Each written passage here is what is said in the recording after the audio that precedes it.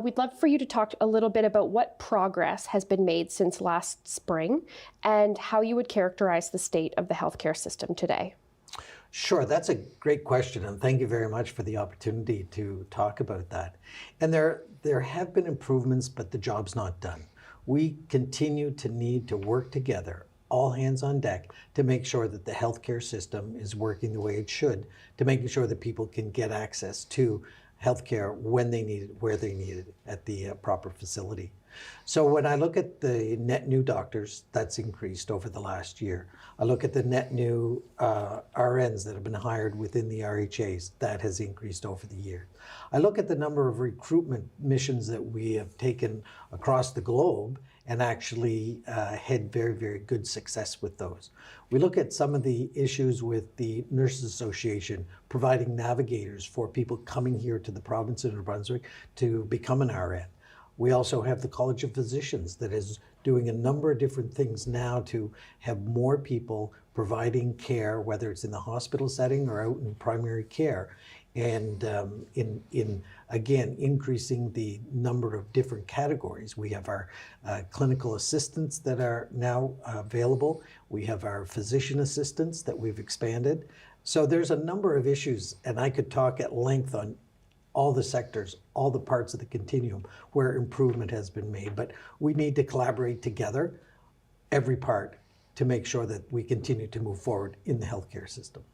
So you've given us a lot of examples. What would you say are the top priorities looking ahead to the next year to take us beyond stabilizing the healthcare system and really look at improvement? And that's a very good question. Another topic that could take a significant amount of time to drill down and really look at what's going on. But one of the reorganizations in the governance of the healthcare system, we have the two independent boards of the RHAs, Vitality and Horizon. We also have a collaboration council now that's made up of representatives on both sides of both the RHAs. So that collaboration with the RHAs and then with the stakeholders within the communities, I think is the number one priority that we all have to work on, because we can improve the system, we can be more efficient, we can cooperate together and make sure that the money that we're investing in healthcare is getting the best bang for our dollar. And even though we've increased the healthcare budget by about $344 million last year, and in total we've since coming to office, we've increased it by about $1 billion. There's still organizations that say, we need more money, we need more money. Well, if money was just the object, we can see that the investment that's been made over the number of years should have solved it. So that's why we need to look at ways that we can collaborate together, be more efficient, more effective. And part of that answer is in the collaborative clinics that have been, they've been in the province, but even enhancing those more. And with the New Brunswick Medical Society working at some of the family medicine practices, which are, again, collaborative teams working together to provide primary care to the citizens of New Brunswick when they need it. You did mention investments in healthcare, so I wanted to ask, the Canada Health Transfer is the largest major federal transfer to the provinces and territories. Are you expecting an increase in this transfer to New Brunswick in 2024? There's two areas that we're looking for in increased funding from the province. One is the transfer that you mentioned, which my expectation will probably go up about $50 million, $52 million. Minister Steeves could probably drill down a little bit more on those types of transfers from the federal government. But the other is the bilateral agreement, which is another one that's been in the news quite a bit, and that's a 10-year program. When you boil it down, it works out to about $98 million for the province of New Brunswick this year. And we've been working on it with Federal Minister Holland, not to be confused with the Natural Resources Minister of New Brunswick, Minister Holland, but Mark Holland from Ottawa. And this was after the first couple of drafts of the bilateral agreement. So my expectation is within the next number of weeks, number of months, that we'll probably have that finalized. And again, that would be additional investments that is in accord with what we're trying to do here in the province: increase access to primary care, increase surgeries, have a connected healthcare system electronically, access to senior care and access to mental health and addictions. So that's where that money will be invested. But if it's only 98 million, I mean, last year we saw an increase of about 344 million. So you can see that that'll just be a part of the overall investment that we're making in healthcare. I'm going to squeeze one more in, so I'll need you to be a little bit brief. Yes. You've mentioned collaboration and working together. How would you say the province's relationship with physicians and medical professionals is today? Well, it's always again, a work in progress. And again, just throwing more assets or more money at a particular sector may not solve the problem, but even working smarter within those sectors. So I try and meet with, I have a meeting with the physicians not too long ago, and there'll be another one. And we met with the Medical Society, the Nurses Union. It's ongoing, that dialogue back and forth. So we try and make sure that we can work together, build bridges, and make sure that we all have that same goal in mind, is making things better for the citizens of the province of New Brunswick. Excellent. Well, I wish we had a little bit more time, but I thank you very much for coming and sharing your perspective with us. Thanks, Kelsey, for having me, and I hope everyone enjoys their night at the State of the Province. Thank you, Minister. I'm joined by Susan Holt, leader of the Liberal Party of New Brunswick and leader of the official opposition. Thank you for being with us, Ms. Holt. Thank you for having me. We are getting together just before the State of the Province address. So first question, how would you describe the current state of our province in a couple sentences? Our province is going through a lot of challenges right now, and more specifically, the people in our province are experiencing the challenges of a rising cost of living that finds them struggling to make ends meet and looking at their rent, their property tax bills, their mortgage payments, and wondering how this month is going to go. We have people wondering if they're going to be able to access the care they need when they need it because of the crises we've seen in our emergency rooms and the real shortage we have of primary care in this province. We could talk about housing. There's so many major files that New Brunswickers are feeling anxious and concerned about. You did mention healthcare.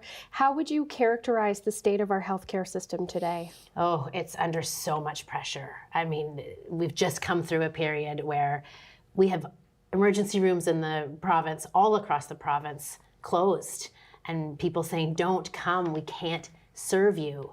And that's really scary for New Brunswickers to hear, imagining that if you had a healthcare crisis, you would show up at an emergency room and you couldn't be confident that you might get served. We have healthcare professionals that are doing a huge amount of work trying to hold the ship together, still serving patients with a smile on their face and giving them care. But we have, well, what was the forecast from the Medical Society? About 100,000 people we expect to be waiting for primary care or a family doctor. That list is growing and growing and growing when it should be shrinking. We have more seniors than ever in hospital because they can't access long-term care. We have a mental health crisis where youth can't get care in schools and people can't get mental health care in community. We have a lot of people waiting and really, really afraid about whether they're going to be able to get the care they need when they need it. Thank you. Do you feel that the 2021 healthcare plan, which aimed to stabilize the healthcare system, is sufficient for the province's needs in 2024? Maybe it would be if we were delivering on it, but if you look at the very first pillar in that 2021 plan, which was access to primary care, every single one of the commitments has not been met. And the deadlines set have passed, and they keep moving the targets and moving the targets out, saying, okay, we'll get to it next quarter, next quarter. We still have not delivered on providing New Brunswickers that healthcare home that they need. There's been promises of clinics that will be opened, and years later, still no progress, no shovels in the ground. So we see the plan and we hear the talk, but we don't see the action or the urgency on the ground, and the waiting list for primary care is getting longer and longer. So looking forward, what key actions would you say are needed to improve timely and effective healthcare access and delivery? Yeah, there's so many things. I mean, I could give a really long answer here, but the first one is this transformation of the primary care model. If we want to get more healthcare professionals practicing here in New Brunswick, We have to offer them the kind of practices they want and that patients want, which is a team-based practice in their community, close to their home. And the government has to support that with the technology and with the administration to make it work so that healthcare professionals can do what they do best, whether that's doctors, nurses, nurse practitioners, pharmacists, physiotherapists, mental health counselors.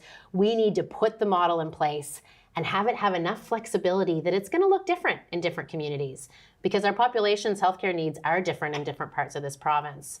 We need to give them the tools and technology they need to deliver that primary care, and we have to change the compensation models that are not making that attractive, meaning that we don't have access to after-hours care. So this flip of the model and a change in the compensation practices should help us then attract and recruit the healthcare talent to serve New Brunswickers and build the teams that we need to provide New Brunswickers access to primary care. So these are major changes, right? A transformation of the primary care system is not a small thing, but we've been talking about it for years, and this government has been promising to do it for 2 or 3 years now. We need to see action. One more quick question, if we have a moment. What do you think should be done to increase access to housing that is affordable and to address the increased crisis of unhoused individuals across the province? Oh, that's no small challenge with no silver bullet solution. So there isn't one thing. There's a whole bunch of things that need to be done. We need to partner with the people who are on the ground doing the work. That's the first piece. And I mean both municipalities and the not-for-profit and cooperative organizations that are out there serving people who are experiencing homelessness today, trying to help people who are transitioning into supportive housing. Those nonprofits and cooperatives want to build and develop more supportive housing, but this is not profitable housing. This is below market rates. These are us investing in helping people get that leg up so that they can move into prosperous jobs and into the housing market. And so we have some amazing nonprofits in this province and municipalities that are ready and at the table to do the work. And we need to start thinking differently about housing and how we support the development of supportive housing so that the people who are experiencing homelessness today, and that number is bigger than it's ever been. We've seen the stories in the news. We've heard from the families of people who have lost folks. They need to have a sense that we're supporting their counselors and their service providers on the ground to get them the housing that will help them start their new life. Great, thank you. Well, that is all the time that we have, but we really appreciate you making yourself available. And I hope that you enjoy the event this evening. Thank you very much. Went by fast. Thank you. Kelsey. Our next guest is Mr. David Kuhn, leader of the New Brunswick Green Party. Thank you for being with us this evening, Mr. Kuhn. My pleasure. Good evening. So we'll start off quite broadly. I'm wondering how you would describe the state of the province today in a couple sentences. Well, as everyone knows, property taxes and power bills are a top concern right now.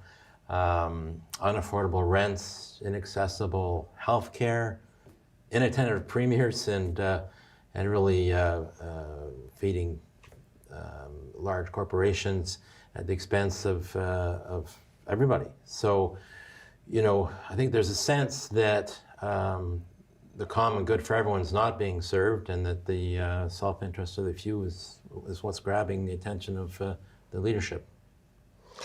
You mentioned healthcare. Obviously, that is one of the most pressing issues. Where do you think the system is now in 2024? Well, clearly it's in crisis, and the leadership is lacking. I had a nurse in my office at the constituency the other day who had just come from a meeting and was so angry, saying, we're still not being listened to. And I hear the same thing from the doctors. And we are not going to get solutions unless we sit down together and solve problems. We don't need dog whistles. We need dinner bells to get everyone around the table to solve solutions and get them implemented. What would you say needs to be done first to stabilize the healthcare system and then to go beyond and improve it? So we need to address the lack of doctors and we could immediately expand the number of patients that physicians could take if we had a funding model, a financial model for bringing on nurse practitioners, nurses, and other health professionals into family practices. And that would immediately expand their capacity for patients dramatically. We don't have that funding model. It needs to be put in place. So that's key. And we need to address the crises in our ERs now. And that means, in the short term, creating a temporary ward in our hospitals for people who are waiting to be admitted from the ERs into the hospital so they're not clogging up the ER department. And that's really what's leading to dangerous waiting lists for people, or waiting times for people in the ERs, and the backup of ambulances in the parking lot and in the bays, and then their patients on gurneys in the halls. So those are two key things, but we need a comprehensive renewal of our healthcare system, and that's not something that can happen overnight, but we need to start making those changes now by listening to those on the front lines, doctors, nurses, technicians, paramedics, all those people who have been trying to bring solutions forward and they're not being implemented. I've spent the last 9 years listening to those in the healthcare system from every corner of the healthcare system, and they make good sense what they're saying, but they just continue to find their ideas bouncing back at them. Thank you. I'm going to switch gears a little bit and talk about population growth. So the Fredericton Chamber of Commerce has advocated that a decrease in immigration will negatively affect our GDP and exacerbate already stretched workforces. On the other hand, we've just talked about healthcare. We know that housing that is affordable is a challenge, education, so on. How should we be balancing the demands of population growth with the need to deliver these social services in a timely and effective way? Well, this is the big challenge, because I would argue there's been willful neglect over multiple years in multiple governments of our public services, of the needs of our people, of the needs of our teachers, our doctors, our nurses, our nursing home workers, and all those who are delivering public services. So that has put us into a very serious situation where those people are discovering that government doesn't have their back because the public services aren't there in the way they need them when they need them. So that creates a real tension between increasing the population and the public services that are required to meet the needs of that population. So we've got to get our public services addressed, supported, and delivering what people need, so that we can meet the needs of a growing population. The same goes for affordable housing.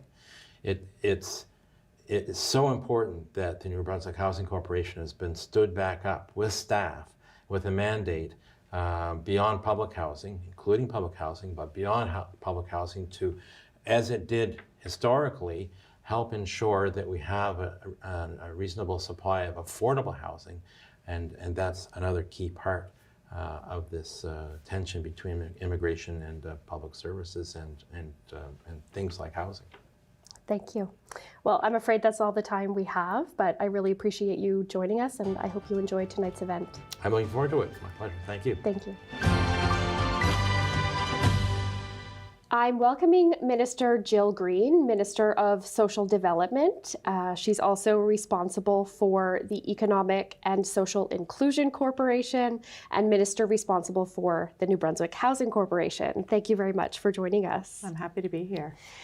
So housing availability and affordability is a challenge province-wide, and for many New Brunswickers, a crisis. Tell us about your approach to tackling the housing challenge in the coming year. So we spent a lot of time understanding the problem and possible solutions to the problem. Used that information to build the Housing for All strategy, which we released in June. Had 22 different items in it that we're working on and are committed to moving forward. A lot of it has to do with funding for nonprofits, for communities that are building new housing, working with developers. It's really, housing is an all hands on deck issue, and it brings all the players together to solve the problem. It's complicated, and that's why we are adjusting all the time to make changes if necessary. But we have made this the highest priority for the government, and so very excited for all the builds that are going to happen this summer.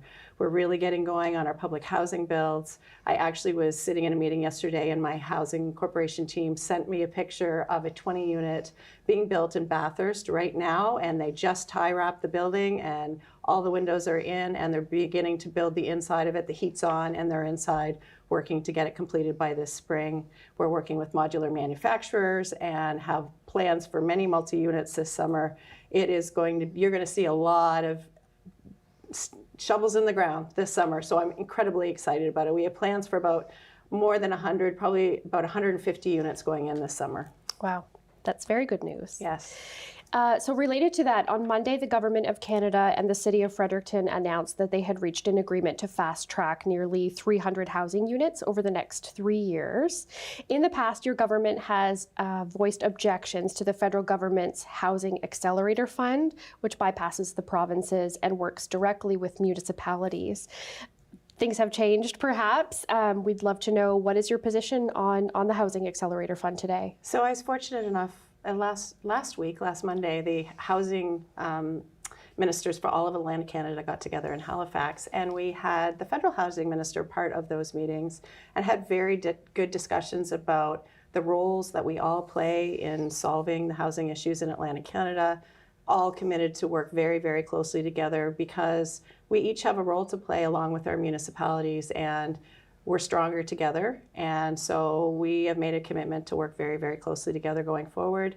And, funding for New Brunswick, whether it's a municipality or the province, anything related to housing is a win for New Brunswick. So wanted to get a little bit more specific. Does the opening of hubs for people who are experiencing homelessness denote a shift in policy in dealing with this issue? And maybe as a follow-up, will the government provide increased funding for extended services at these hubs? So the hubs are a best practice that we learn. We're learning, every jurisdiction is struggling with homelessness, and we are using the best information we have to deal with the problem. The homeless hubs are an opportunity, to allow people to come in out of the cold and get warmed up, but also for us to start building relationships with them and provide them the services they need along in their journey. So they get to come in, meet with us. We have health staff there. We have addictions and mental health staff there to help. We have the housing team coming in to start working with them. So it is all a piece of the puzzle, and it's something that, a new journey we've embarked on this year, but we're seeing some real success and really building some relationships that we believe will help move people along the housing continuum. Again, with the very specific questions, does the province have a position or topic on short-term rentals like Airbnbs, and are regulations warranted in this space? So this was brought up at our stakeholder engagement sessions last year as we were building our Housing for All strategy, and some concern that is affecting our available housing market. So we've undertaken a review of understanding where all the units are, what regions of the province, whether they're long-term, short-term rentals, and we're using that information to determine if it is a problem, and then we'll have to make changes if it is, but we're using that, compiling that data right now and really taking a look at what it means for New Brunswick. So again, just wanting to kind of bring us full circle on the affordability and availability issues. What else could or should be done to address the need for housing that is affordable and tackle that increased crisis of unhoused individuals across the province? So one of the important things that we put in place just in December was our rent bank. And that is something we clearly heard from stakeholders, that the people that are precariously housed need possibly a little help along the way. And, people day to day living their lives, working, and unexpected things happen, like their car breaks down and they use that for their employment, or anything could happen. You're off work because of illness. And this is a really good way to keep people housed that may be in a vulnerable position. So that was a huge thing to be put in place and is having significant impacts already. And we will be a year into our Housing for All strategy in June. So we'll be taking a look right then if we need to make some adjustments and change some things that we're doing or add new measures.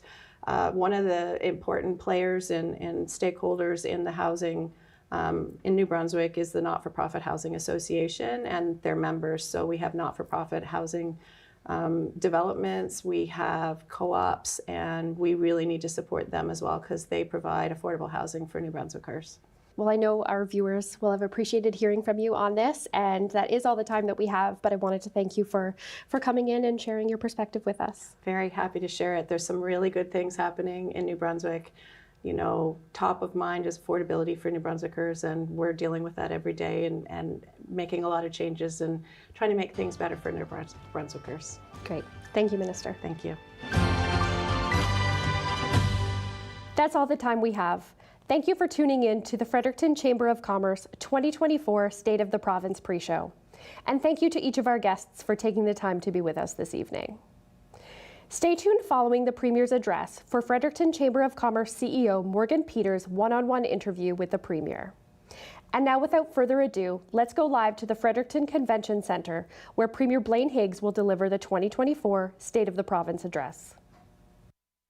Reaching out to remind you of your family history, despite the wounds and scars of evolution or devolution, depending on your perspective. During my formative days in early January, I was prepared to freeze my arse. But lo and behold, I found myself 2 degrees warmer than my 1880 great-great-great-grandfather, Granddad Fahrenheit Mercury, no relation to Freddie Mercury. Although I enjoyed the balmier days, I could have done without all those fires, floods, droughts, heat waves, hurricanes, tornadoes, black flies, and bad snowmobiling. I spent a couple of wacky winter weeks watching North Americans track a giant balloon across the sky. It came from China. Authorities speculated that it might contain weapons, surveillance equipment, or dollar store merchandise. As it passed through Yukon and British Columbia, Canadians shrugged and shot selfies with the high-altitude inflatable orb. After it crossed the continental USA, the Yankees shot it to smithereens, proving once again that their guns are bigger than ours. During my reign, there was big excitement generated by the coronation of King Charles and his lovely Queen Camilla. After lounging in line for a whopping 74 years, Prince Chuck finally said, "I do," and meant it. Prince Harry sported the biggest smile during the event. He realized he was walking away from all that Windsor family misadventures. People are having difficulty dealing with rising interest rates, hyperinflation that made day-to-day living a hand-to-mouth struggle. Millions couldn't afford food. Millions questioned the wisdom of paying £160 million for police protection of an unpopular king as he plunked down his royal butt in an ornate carriage of actual gold while wearing a cape and a hat that was worth more than the soon-to-be-built Miramichi Wellness Complex. That's a lot to spend on uniformed thugs to beat up people holding signs that say, "Not my king." It was a big year for marriages, but in my glass half-empty fashion, I noticed more breakups. The biggest split came in August when Sophie Gregoire Trudeau and husband Justin announced their separation. It must not have been easy for poor Sophie to live in a country full of knobby, tired pickup trucks driven by angry men and women sporting signs saying they wanted to have sex with her husband.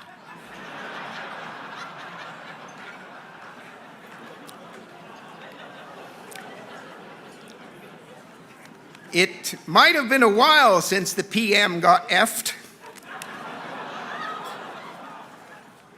Canadians were upset over the breakup, almost as upset as when they found out they could no longer be able to wipe their tears and runny noses with Kleenex. I'm the year when the World Health Organization, or WHO, declared the COVID-19 pandemic a thing of the past. Who let the dogs out? During my watch, the world's population surpassed 8 billion. Well, that's a boon to companies such as Diep's Royale bathroom tissue. It's a bane to many others. I'm proud to boast that despite the staggering number of humans farting holes through the ozone layer, world hunger and extreme poverty are at an all-time low. At the Dubai COP28 Climate Summit, most of the world's countries finally agreed to transition away from fossil fuels. Henceforth, the world will be powered by burning signed climate documents that have not been followed. I predict I won't be remembered for many positive things. Instead, I'll be remembered for the Ukraine and Gaza and bizarre American reality TV political shenanigans and a sleazy Spanish official kissing the star player on the lips after their women's soccer team won the World Cup. Taylor Swift and Barbie couldn't distract folks from their Debbie Downer attitudes towards me, 2023. They'll think of me and be reminded of marine disasters such as the Titan probe submarine vanishing off the coast of Newfoundland and the wildfires that raged out of control from Hawaii to NWT, Halifax to Buckabeck. New Brunswickers had to adjust to a surging influx of newcomers, mostly from Ontario. So, you sell your house in Ontario, you're an instant millionaire. You cash in, head east, and do your best to blend in. But herring chokers can spot you a mile away. Especially when you don't look them straight in the eye, don't stop to chat about the weather and almost run them over as they cross the street without looking both ways. New Brunswick's leader teased voters with an election that didn't happen. And turns out that, they're dead last at sharing information, making NB the North Korea of the Great White North. Higgs might be the first Conservative premier in the past 100 years to seek inspiration from an outhouse.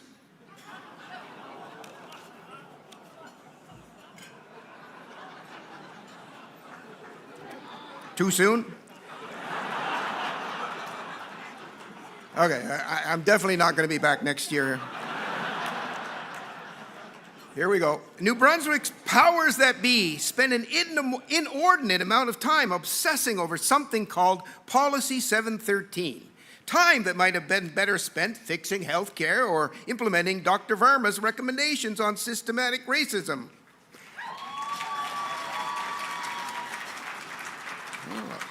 Policy 713. It adds up 713 to 20. Unfortunately for the government, it doesn't always add up to 2020, maybe even when it comes to vision for the future. Dear 2024, you are the future. Good luck. I hope you do better with that world peace thing.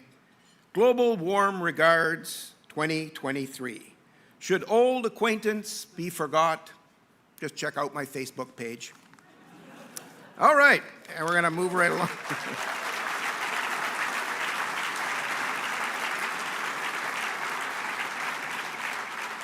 Good sport.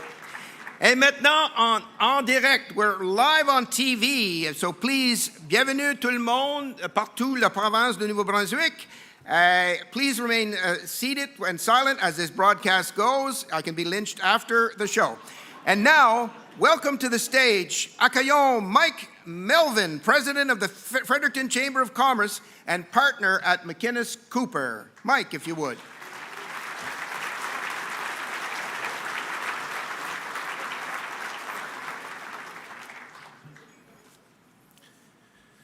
Good evening, and welcome to the 50th Annual Fredericton Chamber of Commerce State of the Province Address. 50 years, that's quite a milestone. To put that in context, I would have been an infant when the Fredericton Chamber of Commerce created the first event. However, I feel I can confidently say on behalf of Chamber directors, staff, and members, past and present, that the Chamber has been honored to present this signature event over the last half-century.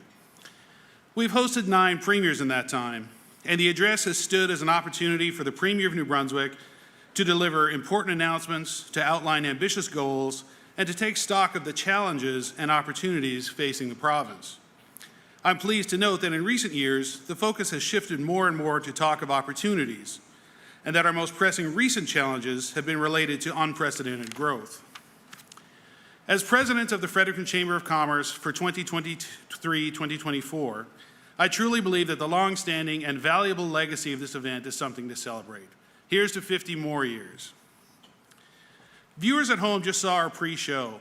I'd like to thank our host, Kelsey Seymour, a member of the board of the Fredericton Chamber of Commerce. Go, Kelsey. I'd also like to thank our special guest interviewees, Minister Bruce Fitch, Minister Jill Green, as well as Susan Holt, leader of the official opposition and Liberal Party of New Brunswick, as well as David Kuhn, leader of the Green Party of New Brunswick. All of these interviews will be posted on the websites of the Fredericton Chamber of Commerce and Rogers. In just a few moments, we'll be hearing from Premier Higgs on the state of the province.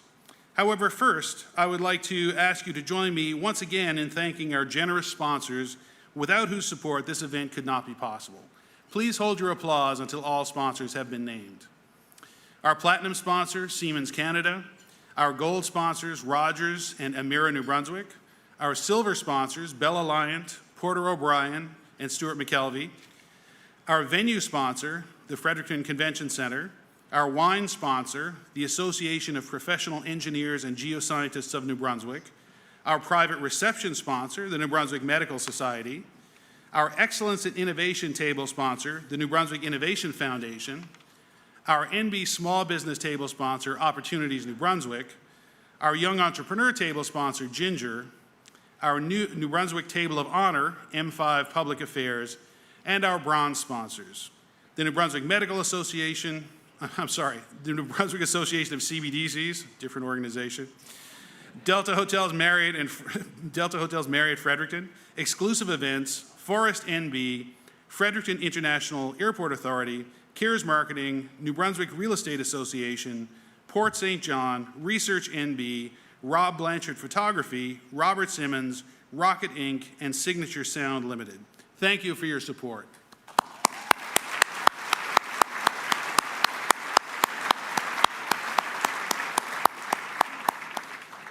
It is now my pleasure to invite Mr. Faisal Qazi, CEO of Siemens Canada, to the stage.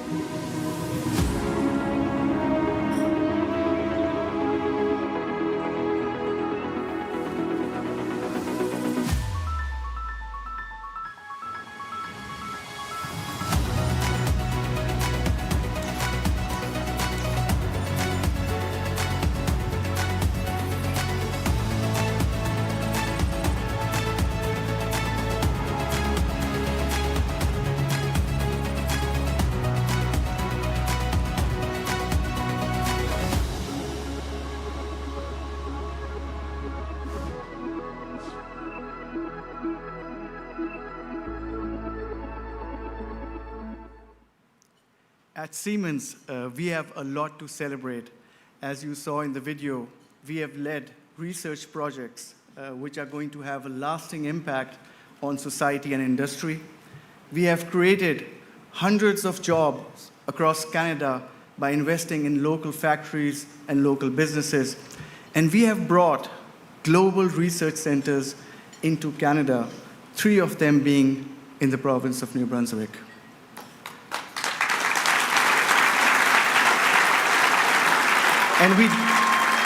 And we do all this to bring Canada at the forefront of innovation. So today I stand here in gratitude for the village it took to achieve these milestones. Bonsoir, Premier Minister Higgs, Minister, invités distingués, Madame and Monsieur. It's again a real honor for me to stand here and represent Siemens. I think we all can agree that as a society, we are facing quite a lot of challenges. We can feel the impact of climate change. This makes energy transition, which is a very complicated undertaking, a top priority. we are going to see exponential increase in the demand of electricity, mainly coming from the electrification of the transportation sector. Energy security is becoming an issue all around the world, and we have digitalization all around us, bringing with it the challenges of cybersecurity. So I believe that no one person, no one company, no one government can solve these challenges alone. As the tagline of our video, multiply impact, brilliantly coined by our brand team, we need to multiply impact if we want to overcome these challenges. So what does multiply impact mean to you? To me, it means using our resources efficiently. To me, it means breaking down silos so we can build on each other's strengths. To me, it means bringing trust, support, and encouragement in the ecosystem so that everyone can give their best. And let me share with you my own personal example. I've had a pretty good career at Siemens, but every time I was promoted, I was not really ready for my new role. It was someone who put their trust, gave me encouragement, and supported me that I could shine in my new roles. That is the kind of trust we need in the ecosystem. So now let's look at the 4 challenges, the big challenges we face. Climate change. We had, and you mentioned, we had a lot of forest fires in Canada. Do you know the total burn area was 18 million hectares? That is twice the size of the province of New Brunswick. Just imagine, 2 times New Brunswick in Canada has burned. Just last year in February, this province, this region, had one of the coldest days in its history. And we saw maximum energy demand. That really highlighted the challenge of energy security. So let's come to the next challenge, and that is also an opportunity, energy transition. Energy transition is one of the biggest levers we have in the fight against climate change, but it's also very, very challenging. So I've talked to you about the results of the Smart Grid Atlantic project over the last years, and I must say our partners, New Brunswick Power, Nova Scotia Power, have used this project not only to tackle the problems of today, but they have worked on solutions for tomorrow. And as this, for example, the rollout of the advanced metering infrastructure and the customer portal which comes with it, this is laying the foundation of a smarter grid of tomorrow. So as these projects, the Smart Grid Atlantic project comes to an end, there are 3 things which have impressed me the most. Firstly, we now understand the technologies, but also the business models for the grid of the future. We have developed solutions to provide consumers energy security through distributed energy systems, through battery systems, and we are working on what we call vehicle to grid or vehicle to home. That means in future, your electric car would be able to power your home in case of an outage. And finally, we now understand how to connect distributed energy sources from consumers and leverage them in the overall energy system. And that is because it should not be only the responsibility of the utility to manage this increasing demand. We all, as consumers, will contribute to the system. And this is what multiplying impact is about. So an ecosystem is usually a community of like-minded people and like-minded companies who work together towards a common goal. And I must say the smart energy community in Shediac is a perfect example of such an ecosystem where consumers and industry have come together to create a greener future. And you may know that the Shediac Smart Grid project received Canada's Clean 50 Top Project Award for their ingenuity. Absolutely, let's give them a... And for demonstrating a low carbon economy. And that was the key thing, because a lot of people are talking about green economy. They have demonstrated it. So now let's come to the second challenge, and again an opportunity, the electrification of the transportation sector. It's a great opportunity because today in our country, 20 to 30% of emissions are coming from the transportation sector. But as we electrify the transportation sector, the demand of energy will double, if not triple. So how are we going to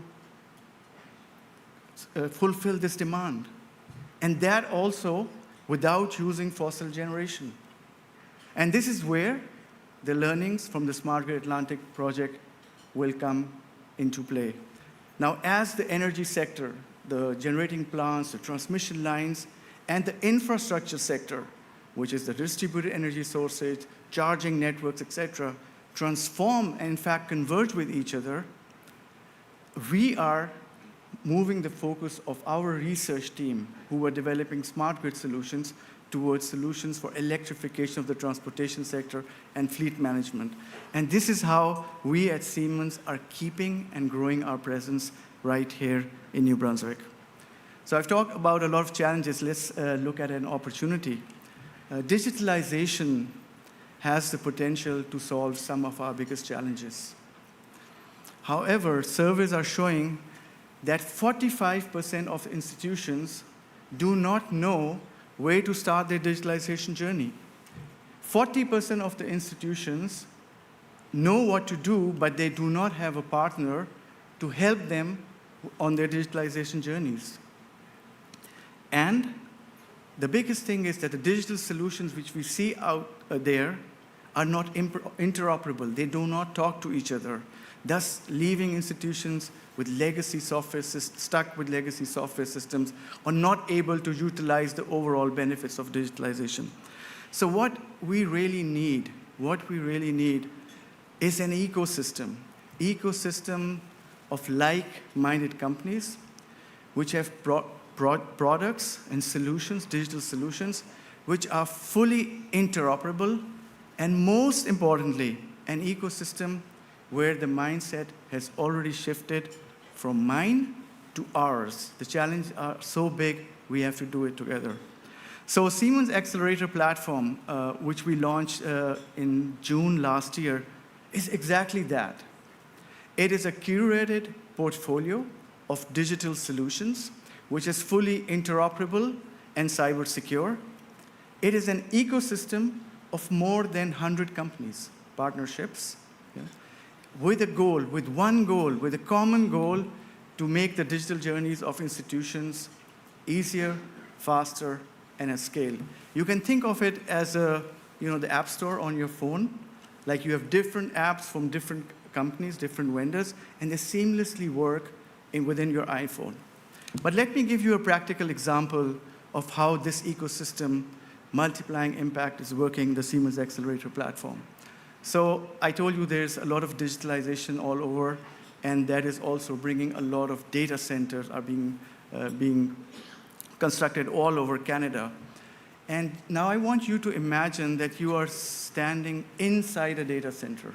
Just imagine you're in there, and you're standing in front of a large rack of servers. It's getting hot. It's getting just like a sauna because these servers emit a lot of heat. And your initial reaction is to get away from here because it's getting so hot. Or you have the option, and you also think it's so hot, but it's also not good for the servers. The other option is that you go and turn on the air conditioning. We know that these servers, the heat dissipation is scattered. And for that purposes, what you will do is you will overcool the data center and you will consume even more energy. That is the challenge which Bank of Montreal faced in one of their data centers in Toronto. And many data centers face all over the world. And so what happened? The Siemens Accelerator Platform ecosystem came together. We used the power of artificial intelligence, we used the power of data analytics, and solved this challenge together with our partners and Bank of Montreal. And the outcome was that the issue of scattered heat was gone. And in fact, the energy consumption at the same time for this data center and that area reduced by 55%. Now, people would say, that's an amazing technological feat. Actually, it is not a technological feat. It is about working together, because nor Siemens alone couldn't have solved this, but when we worked together with other companies, we multiplied impact and we solved this. Now, the accelerator platform has also another thing. It allows local companies to amplify their innovations across the world, because it's a global platform. We are a global company operating in 190 countries. And I'm really happy to share today that from Canada, we are now talking to multiple companies in New Brunswick to bring them and onboard them into our global platform so they can bring their innovations to the world and grow and create jobs in New Brunswick. So, thank you. So now let's talk of the final challenge, and that's cybersecurity. You know, the cost of cybersecurity in 2025 will be, cybersecurity attacks will be $10.5 trillion. That's more than 1% of the global GDP.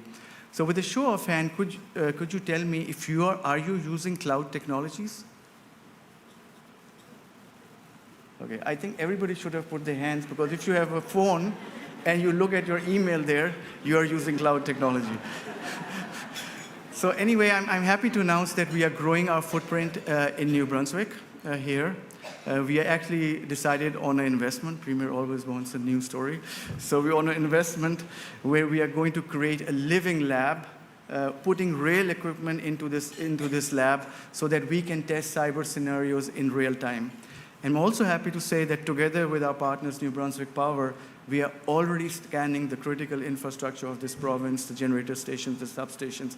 But what I'm most proud of is last year we got an order from the state of New York to secure a critical infrastructure institution in the state of New York. Now just imagine that we out of Fredericton are securing the critical infrastructure of New York, and that makes me really proud.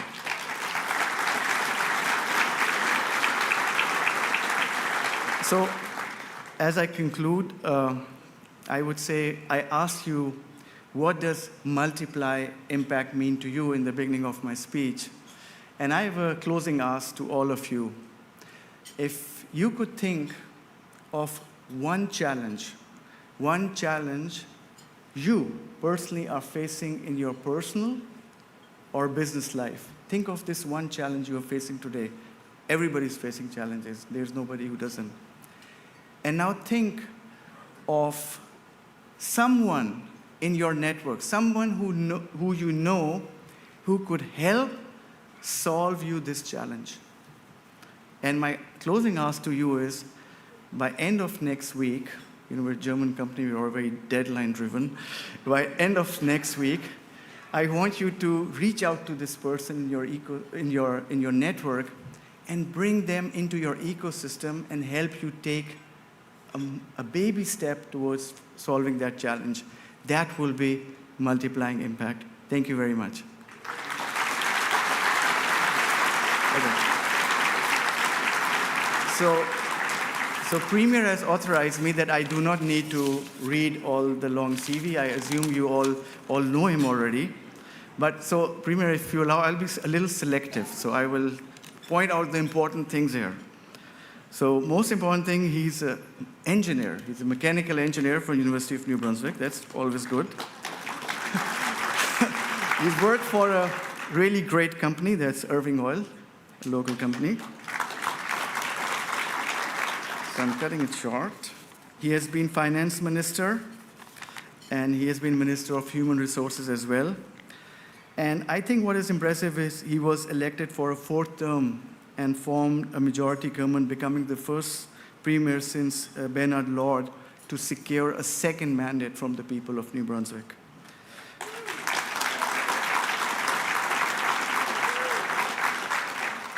A 3rd would be a record, right? So Mr. Higgs has been a resident of Coes for 44 years. He and his wife, Marsha, got married in 1978. They have 4 daughters, Lindsay, Laura, married to Reed Gilmore, Sarah, married to Jeff Wilkinson, and we heard Rachel sing so beautifully, married to Matthew Hills. They also have 5 grandchildren, Nadia, Alexander, Samuel, Sadie, and Sophia. Please help me in welcoming Premier of New Brunswick.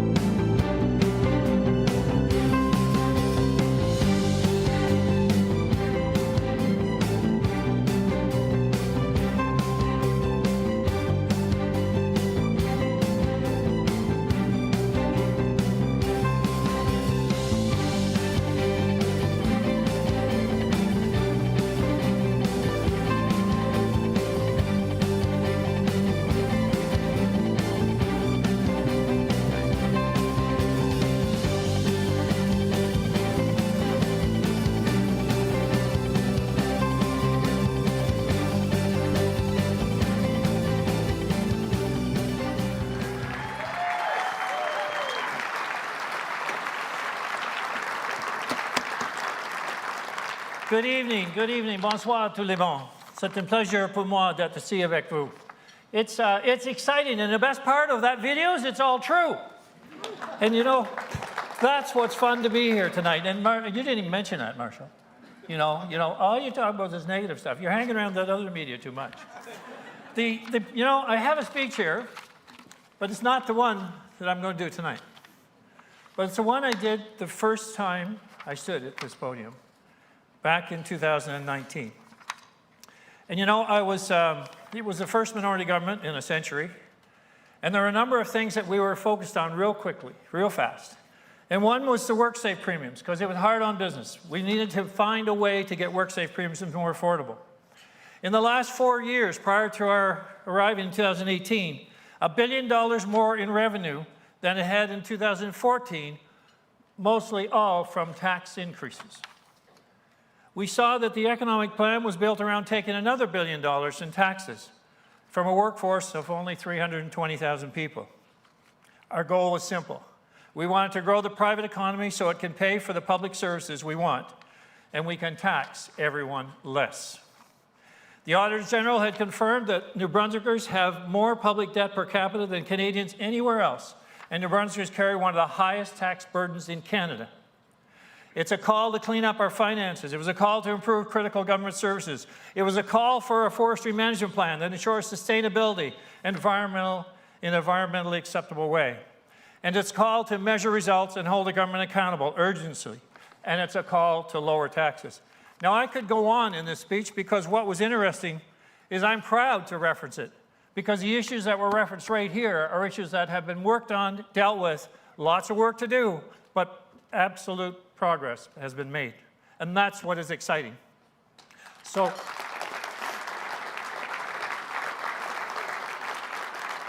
I thank everyone for being here tonight. I appreciate how much you care about New Brunswick and the leadership you're providing to build successful businesses throughout our province. And I think you've all seen the growth in our province has been unprecedented. I want to thank New Brunswickers everywhere and acknowledge that we find ourselves in very challenging times. Nous traversons actuellement une période de croissance extraordinaire. And while it can be exciting to see so much development and interest in our province, it's also been difficult managing that growth with the impact it is having on housing, healthcare, and schools.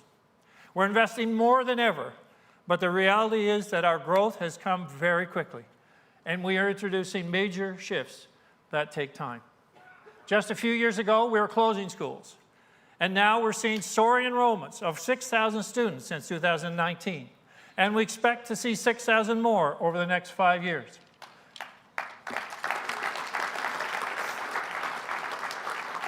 And it's important, Lori, we keep the lights on because every time we have a power outage, the population goes up. I know you're seeing it through the organization too, and that New Brunswickers everywhere are feeling the changes as more people discover what we have to offer right here in New Brunswick.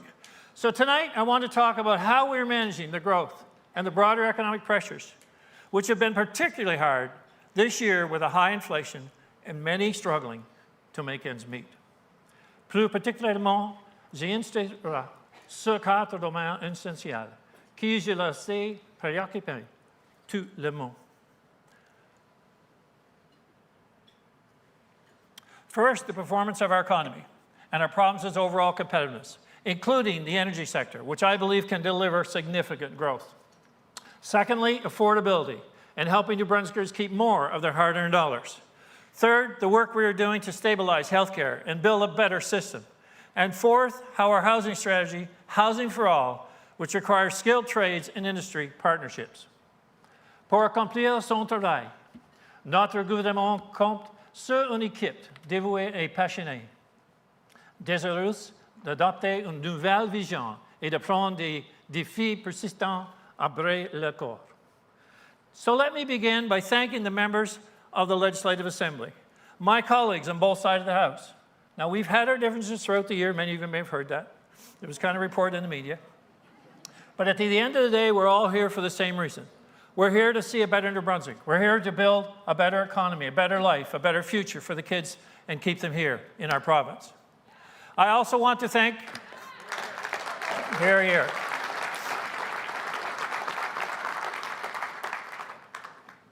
I also want to thank our Chief Operating Officer, Cheryl Hansen, and the Civil Service for their dedication. I know that it's not easy with changing governments. It's not easy to have a focus and a plan to keep moving forward. For many years, we were moving back and forth between governments, and the volatility in purpose was astounding. It's not easy to work. It's not easy work. And we don't always agree on complex issues, whether it be with the civil service or whether it be with our own colleagues. But as I say, we're absolutely united in our mission to deliver the best for New Brunswickers. I want to recognize my wife, Marcia. My wife of 45 years, we celebrated this past summer on a motorcycle trip. She's my most trusted daughter, or most trusted wife. I know people say, is this your daughter you're traveling with? Yeah. And actually, tonight we are. And I want to thank Rachel for being here tonight and singing so lovely, and it brings special tears to my eyes. So I know we couldn't do any of this without family support. And sometimes I wonder, Marcia, I'll say, well, what about this job? And she said, well, we're here to serve. And when I first ran, I ran on a slogan, it's time to serve. And after over 30 years in the private sector, this has become a mission of service. There isn't any question about it. Alors que nous pensons sur l'été de While we're dealing Je suis fier de with New travailler Brunswick agreements on issues are complex, we are remaining united in our mission to know the best for people in New Brunswick. We went to work immediately to strengthen our financial position because that's the foundation of everything we do. And contrary to the philosophy of some, the budget will not balance itself. We started by tackling the debt that was handcuffing us for decades. It was growing faster than our economy, and for years it grew more out of control with costly election promises. Our unemployment levels were some of the worst in the country, and our economy was being propped up by the public purse, your tax dollars. You remember these headlines? We were losing out private investors, and there was a sense of despair that was taking over. Our headlines like these, you can't blame people for feeling a bit hopeless. Fast forward just a few years, and the picture looks vastly different. This is a pro-growth agenda in action. We've cut $2 billion from our debt. That means we're saving $75 million a year in interest payments, or $275,000 a day.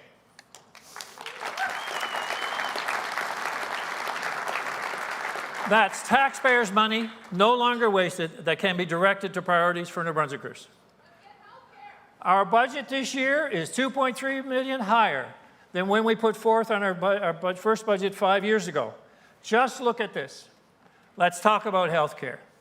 Since we've been in the expense budget, it's up 26% from where we started.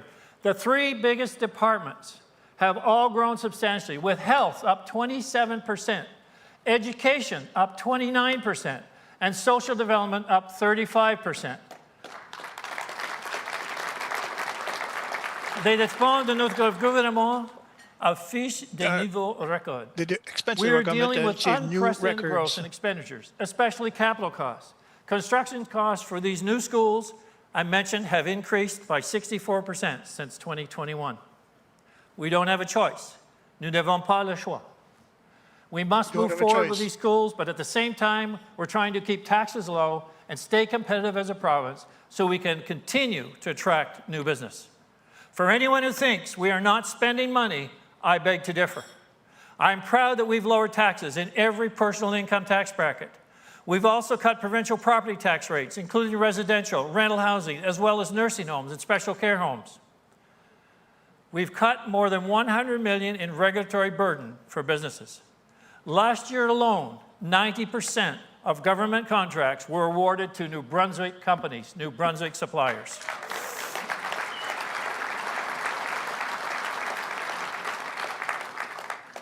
I mentioned WorkSafe premiums at the beginning.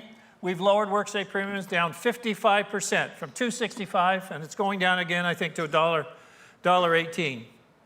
Premiums have skyrocketed before we took office, making our businesses less competitive. Wages were lower. We were going to lower them again this year, and I expect you'll see that soon. Private investment is now $1 billion higher than public investment, the opposite of where we were when we started. And we're attracting major firms with excellent salaries and career opportunities, like Thales, Marshall, and Walmart Atlantic Distribution Centers. Expansions are underway at the Port of Beldoon Green Energy Hub, and with the DP World at the Port of St. John. Irving Oil's Operation RAM was one of the largest private capital investments in Atlantic Canada. J.D. Irving invested record amounts in mill operations, and Cook Aquaculture continues to strengthen its position as the largest privately held seafood company in the world.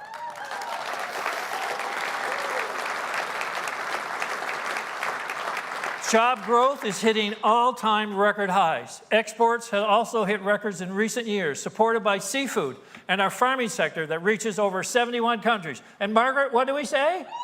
There she is. Average hourly wages have risen 23.6% since 2020. Our population is booming, and we are getting younger as a province. And I always say I'm not necessarily adding to that, but for the first time in about 50 years, we're getting younger. We've gone from 46 to 45 as an average age. And thanks to our increased investment in tourism, U.S. vehicle entries are up 42% over last year, and overseas visitors were up 44%. Restaurant sales are at their highest ever, and CNN just named St. John as a top destination for 2024, the only Canadian place on their list. Le tourisme devient enfin le moteur économique. Tourism becomes the economic motor that was always should have been. Once again, an economic powerhouse for our province. People are finding New Brunswick for the first time. They're learning where New Brunswick is because we're on the international scene. After hosting the World Juniors in Moncton and delivering $8 million in economic spin-offs activity, we got the attention of the Super Bowl. And that opened up the door to the PGA Tour Americas, which is coming to Mactaquac this summer as the only one of 2 spots they're adding on the tour. The other is Brazil.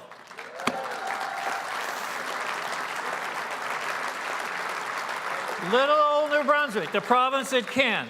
And plans for our provincial museum in St. John are well underway. We are going to tell the history of this great province, the importance of what it meant to securing Canada as a nation, and what we have been, what we are, and what we're going to be. We are proud of being New Brunswickers, and I'm proud to be supporting a museum that's going to tell all about our wonderful province.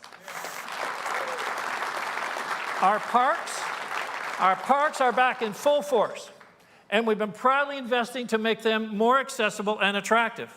Actually, tonight, we're inviting all of you to explore our parks with a season pass you can pick up at our booth. So get out there, share your selfies, and explore NB, because this is your chance. And you know, I say we've reached a pinnacle here. You know how many times we get people saying, well, you know, we're going on to PEI, we're just driving through New Brunswick. Well, you know, that's changing. We've got a tourism strategy that says, you know, you spend a day, 2 days, 3 days, you travel through here. Even our road strategy was making highways fit to stay on rather than bypass. So we're bringing roads through New Brunswick, not around and past New Brunswick. But, as we often say, imitation is the best form of flattery. And now, did you notice recently, PEI has a new logo? Explore PEI. Who knew? So I'm going to call Dennis, and I want, you know, this is patented, so we'll actually check, see if it was patented. So these are all tangible examples of the economic turnaround that has put New Brunswick back on the map. Another sector in our government believes that New Brunswick can make an impression, and that is the one on energy power. Important at the outset that I clear up some recent headlines that were taken a little out of context, which is unusual, actually. For the record, I believe New Brunswick has an excellent energy strategy. It's ambitious, and it's designed to position us to reduce our dependence on greenhouse gas emitting fuels, while also creating significant economic development opportunities for our province. The stratégie énergétique du gouvernement. The energy strategy of the federal government is the one that concerns me, and many fields. It is neither pragmatic nor realistic. The question is it realistic? Is it affordable in the timelines that are being suggested? That is the question, that is the issue. We have reduced more greenhouse gases emissions since 2005 than any other province. And our electricity supply is already at 80% clean. We know that over the next decade, demand in energy will nearly double. And we're ready with a 12-year roadmap to guide us as we continue to address climate change and work within the parameters of the federal government's timelines. Our strategy, powering our economy with the world with clean energy, our path forward to 2035, aims to further reduce greenhouse gases by as much as 43% by 2035. It includes leveraging our nuclear capability and doubling our baseload nuclear generation through SMRs, small modular reactors, increasing wind and solar capacity by almost 5 times, adding new energy sources like hydrogen and biofuels, and phasing out coal by 2030. That is our plan. The new Wig Energy project announced last week for wind is already a strong sign of progress. The partnership between NB Power, Natural Forces, and 8 Mi'kmaq communities highlights the important role and opportunity for First Nations in energy development in our province.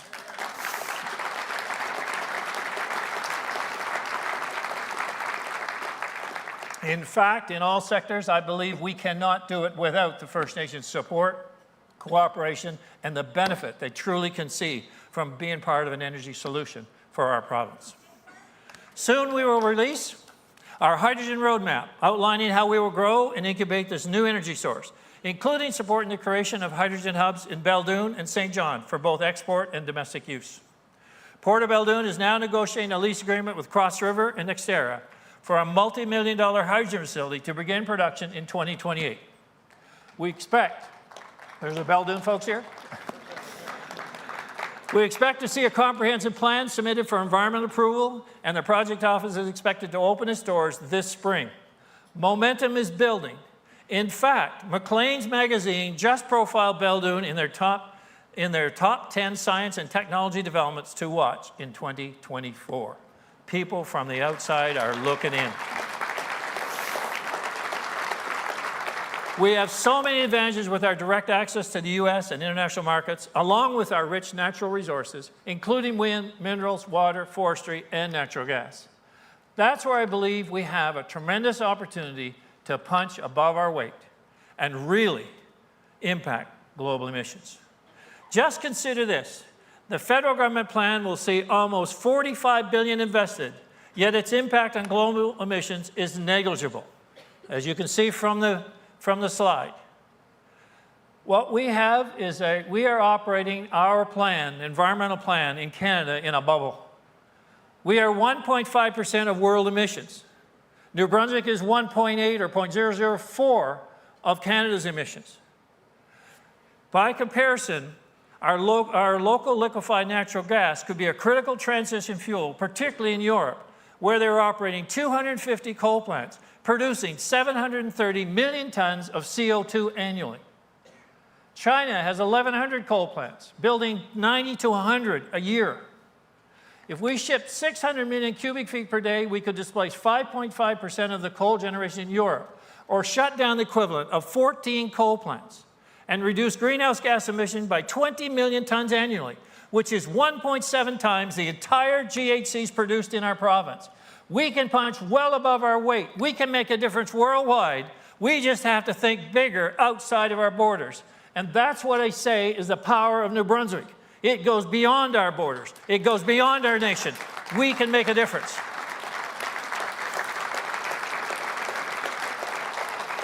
This would be transformational for New Brunswick. And I'll say it again, we can't do it without the First Nations support, involvement, and seeing the benefits truly from this investment and this opportunity worldwide. You know, we'll give money to Ukraine to fight the war. We gave, I think, federally $600 million not long ago. It's $200 million a year. And when I was in Europe last spring,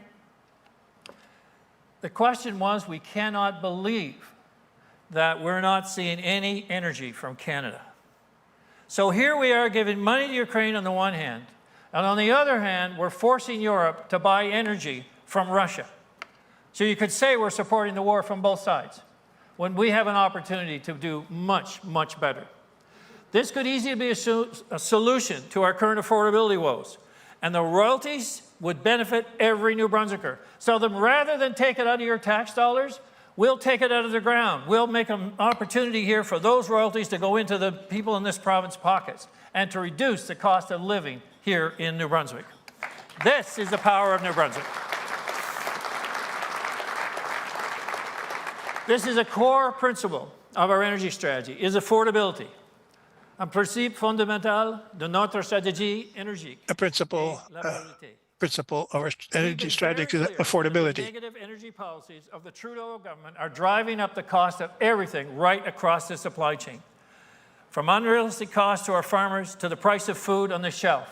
And it's all being done in the name of climate change. But if we think bigger and better, we can have an impact worldwide, not just in our own little bubble. I'm pleased that we've seen some movement of the policies. Recently, rural New Brunswick, who were being unfairly penalized with the carbon tax. In the last 2 years, we've allocated $100 million to help New Brunswickers install heat pumps and better control their energy consumption. So we've continued to focus on reduction of energy use. NB Power has been forced to address the levels, the rate levels and reduce operating costs, but there are much larger structural issues beyond salaries and overhead that we cannot ignore. Point-Le-Pro continues to struggle, and we need consistent high levels of performance from the station. We are exploring partnership opportunities to achieve this. We want to have strategic alliances, so we'll be better together as a nation. Affordability extends beyond energy. It's been a focus for our government since we took office. In fact, every single year, we have expanded supports for New Brunswickers and our most vulnerable. So I hope the point, and I've got a list to go through here, but the point that I want to emphasize is we have never spent more money as a government. We've never invested in every activity more than we have done in the last 6 years. And we've done it without raising your tax dollars. And that's the big difference.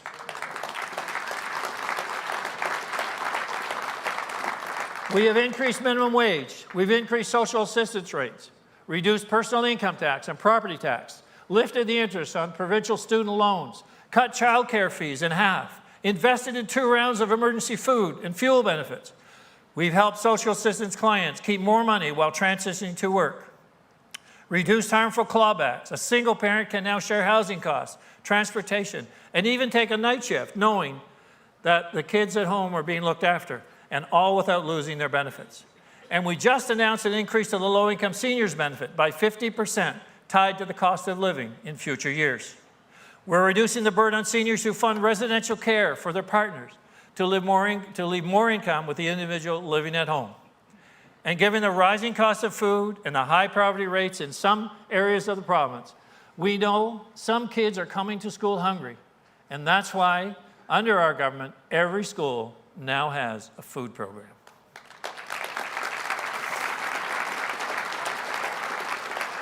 You know, I get real excited when I think about this, and my wife always tells me I need to smile more, so I'm really working on that. So I'm going to try to smile more, and I know doing interviews, people say, well, you know, look, I'm green-faced, you could smile a little more. And it's hard when you're doing an interview because people are looking at you, and you know the camera's on, and you're trying to get the smile just right. So I'm going to try to work on that. But I get pretty focused on issues, as you know, because I see such momentum. I see a change of attitude across this nation about what's happening in New Brunswick. And the only people we really have to convince are the people in New Brunswick, because it's real. So to further help making ends meet, helping to make ends meet, I'm pleased to announce tonight an affordability measure targeting low-income working New Brunswickers. This is a one-time payment of $300 for families with a net income of $70,000 or less, and could benefit around 250,000 families, an anticipated cost to the province of $75 million.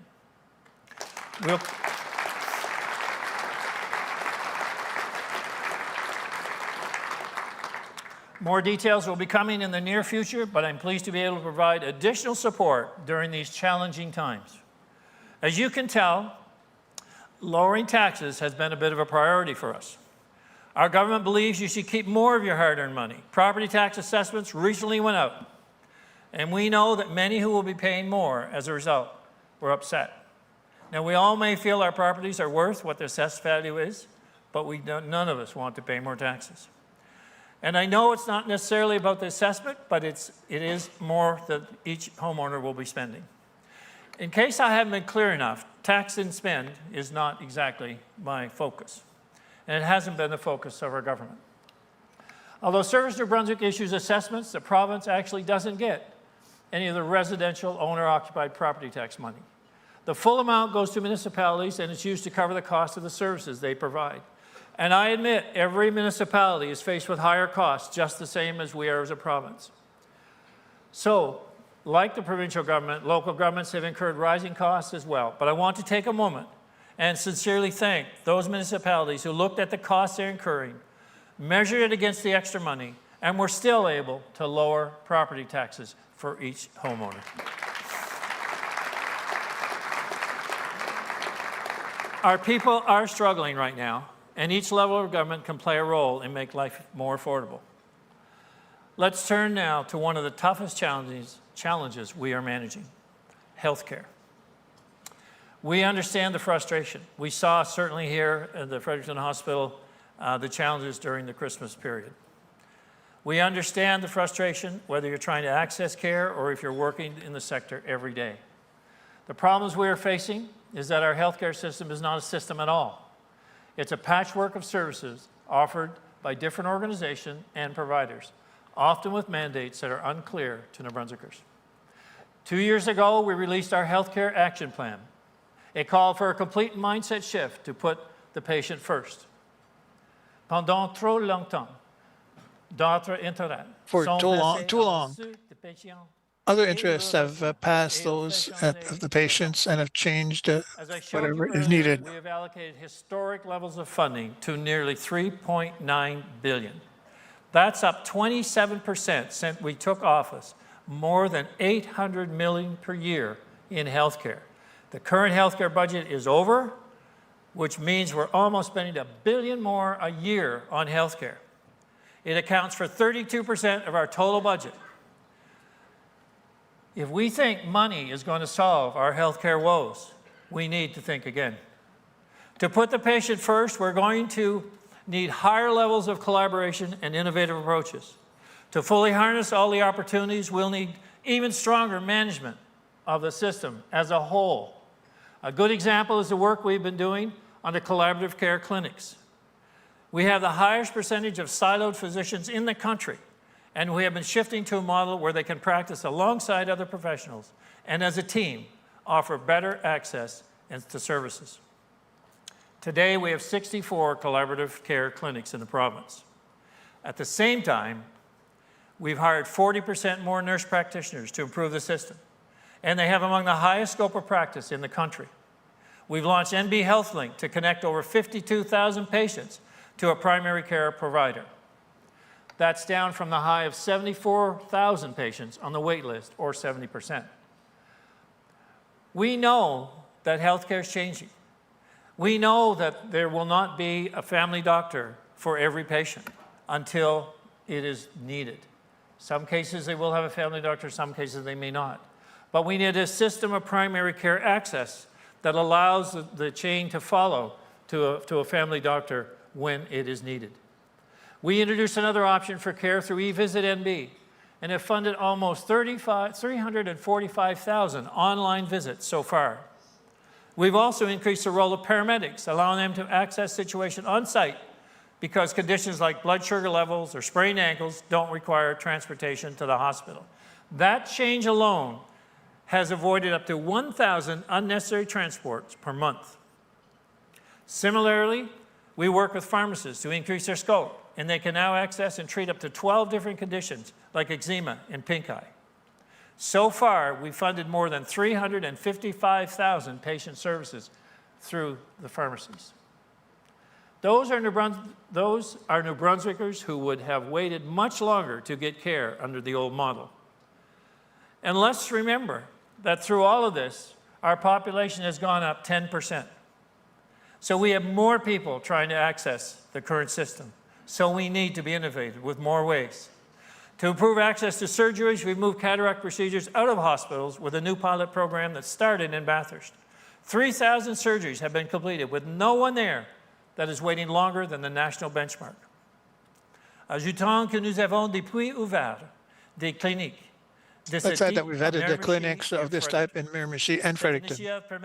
That initiative allows not only the people to benefit of life after having refound a better vision, but also to reduce the risks of falls and harm for seniors. We needed new solutions to cope with a rising mental health crisis, and we're delivering on that too.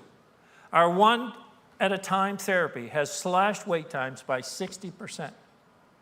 The new helpline we introduced to people struggling with substance abuse, gambling, or mental health concerns is seeing strong uptake with 2,000 calls in December, up from 400 when we launched in April. It's good to have that option, but it is certainly concerning. And we put 51 new full-time resources in emergency departments to help the teams with individuals who need specialized care during times of trauma or crisis. Our action plan also is focused more on nurses and doctors. Notre plan d'action vise par ailleurs Our action plan is equal to the number of first We doctors. guaranteed a job for every nurse entering first year of post-secondary education. We set up a new 3-year nursing program at UNBHJ that shaves a year off training time. We've dedicated 100 new nursing seats at Beale University in Maine. And last year, we introduced a new pathway to nursing that supports personal support workers and licensed practical nurses who are interested in upgrading to advance their nursing skills. In total, our government is on track to double opportunities to train as a nurse. We recreated, and I think the numbers there doubled from 888 to 1,600. So,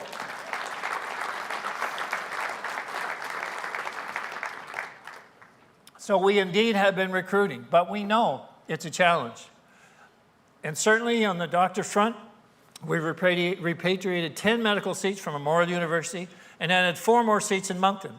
We've hit an all-time high of 74 provincially funded medical school seats. And overall, we've seen a net increase of 125 doctors since we took office. On the human resource front, we're also tackling governance. When we look at the healthcare system, the opportunity we have is a better managed network of health in this province. While elected governing bodies have been well-intentioned groups, there were countless stories of their frustrations with not being able to drive improvements. Instead, we've recruited board members based on competency and experience in the fields of healthcare and business.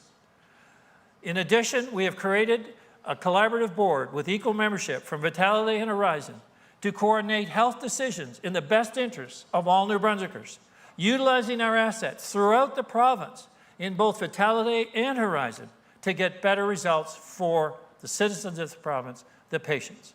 Ultimately, what we're trying to do is strengthen governance and coordination on a multi-billion-dollar business that is healthcare with lives at stake.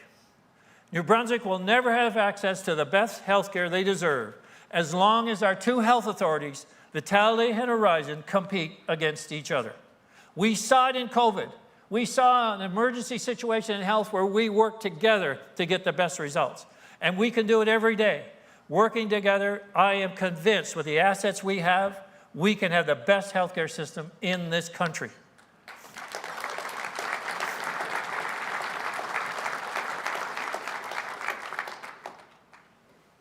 Healthcare in New Brunswick should be just that, patient-centered care in all New Brunswick, making the best use of our collective resources. When we collaborate and work together, we deliver excellence. We all have heard incredible stories of our cardiac, stroke, and trauma programs. Those are great examples where the system works as one for the benefit of the patient. When it matters most, we come together. We need that kind of collaboration every day for other services New Brunswickers depend on. For example, labs.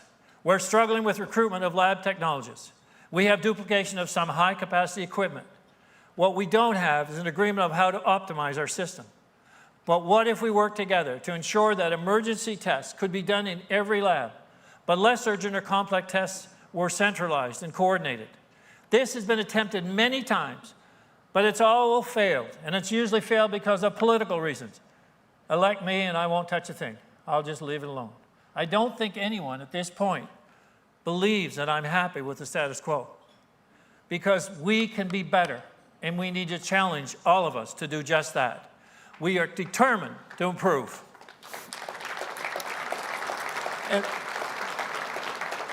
we deserve a better system and that we can rely on, and New Brunswickers deserve results in a secure and timely manner. Here's another example, MRI access. Look at the difference in the wait times in this chart. You're pretty fortunate if you live in Miramichi, but what if you live in Fredericton or Edmonton? Today, physicians don't have access to wait times, so they can't routinely give patients options if they're willing to travel. We need a coordinated system that is transparent for patients and physicians, and we need to hit those national benchmarks, not as an option, but as a reality. The same logic would apply to surgeries, and we are certainly making progress in hip and knee surgeries, but we need a fully coordinated system that gives patients options and timely care. We're serious about getting this right, so serious that we are looking at a guarantee for specific procedures identified by the medical professionals as critical, which will mean a patient is guaranteed to get a procedure with an established benchmark of time, which will mean when you need care, you're going to get it, not because we're not willing to look outside of our own little area, but because we think we can offer it anywhere in this province. They may have to travel, but we'll make sure the service is available. We fully intend to keep building on this progress, and that includes giving healthcare professionals the tools they need to be more efficient and make better decisions. Right now, we're working on the new clinical management system, and that is a huge expense. The estimate is $1 to $1.3 billion. But that ties our health network together, and it allows us to access patient care and understand the opportunities anywhere in the province. I want to give a little insight tonight, because I'm very pleased to announce that we are launching a new app, an app that was put together by our very own tech company in Fredericton, VeroSource.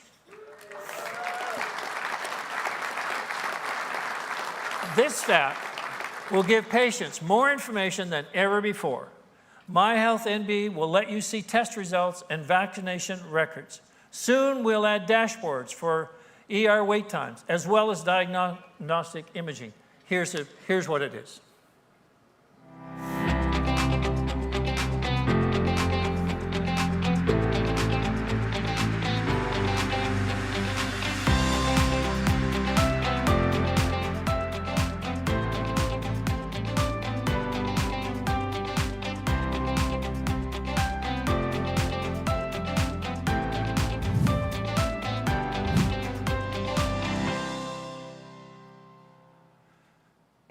Imagine your records at your fingertips. Your lab results will get to you quicker than it gets to the doctor's office.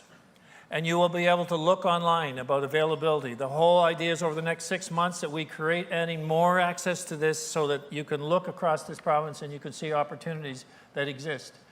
But it'll take, as I said, we have a long ways to go in relation to have a clinical management system that will tie it all together. But we're prepared to put the money in the system change. We want transformational healthcare change. Yes, we have to put the money in it, but we have to put it where it makes a difference, and where it makes a difference to patients.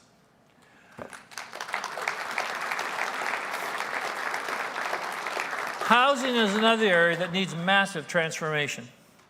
Record population growth after years of decline, shifting housing preferences, rapidly rising property values, and labor shortages that limit our ability to respond quickly to market needs. Now, I got my daughter's approval to tell this little story. As you know, we have 4 daughters, and one daughter is in Moose Jaw in Saskatchewan, and we're still working on getting her and her husband home. Another one is in Guelph, and they come home we see them in the summer, all of them.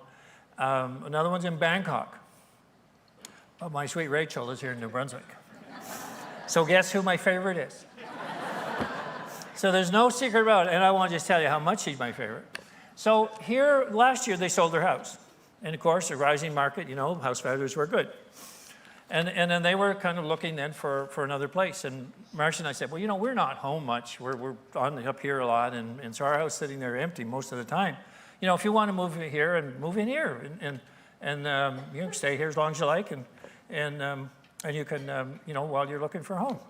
So anyway, that was fine, and it's wonderful to go home. The house is lit up, you know, Christmas time, decoration, two little granddaughters running around the house. It is really nice. So I want you to know, despite how I'll talk here, I appreciate you being there. So, and her husband is a red seal carpenter. You've heard me talk about that.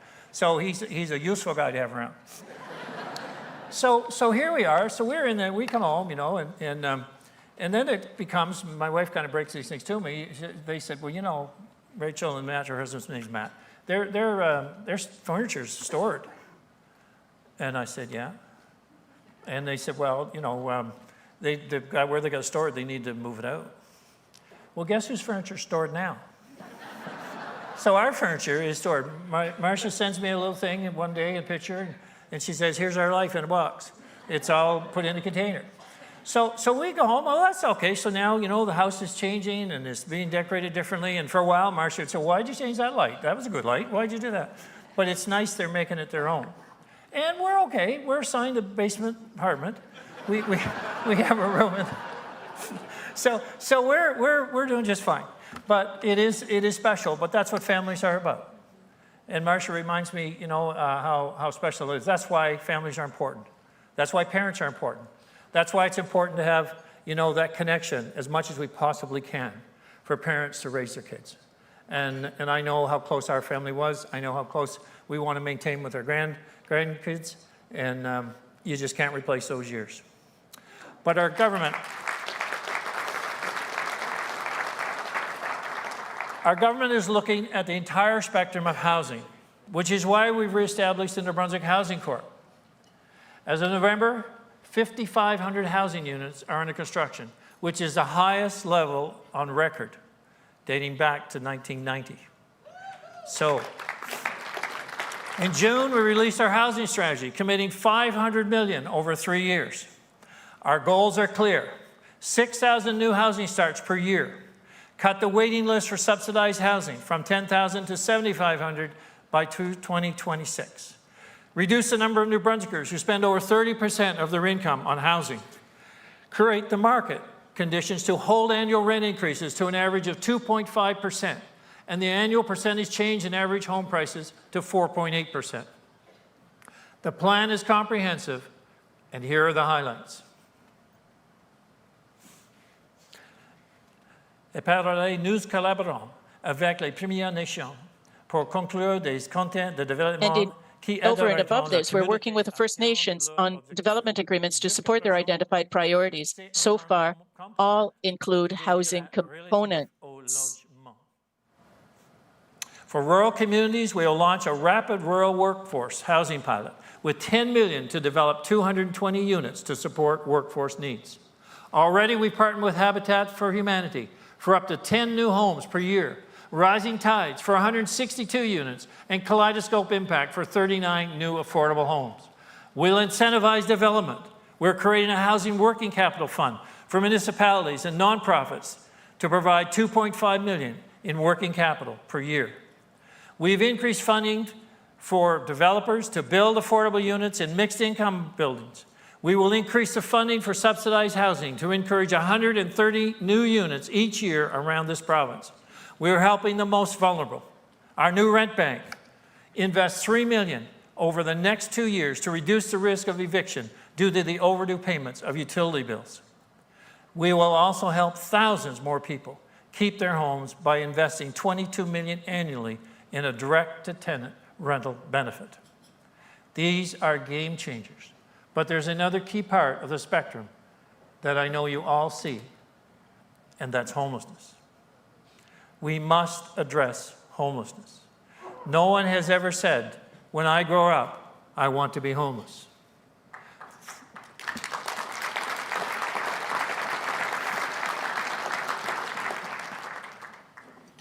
For a variety of reasons, too many people in today's society have found themselves in this very unfortunate situation.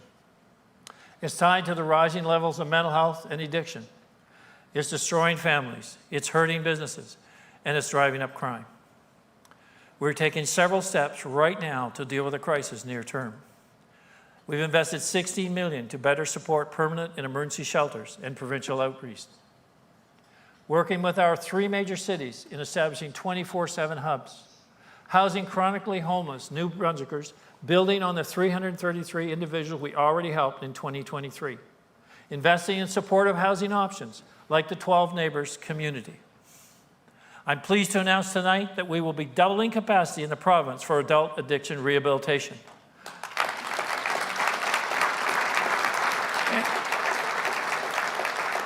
And the challenge is, how do we get individuals on the road to recovery?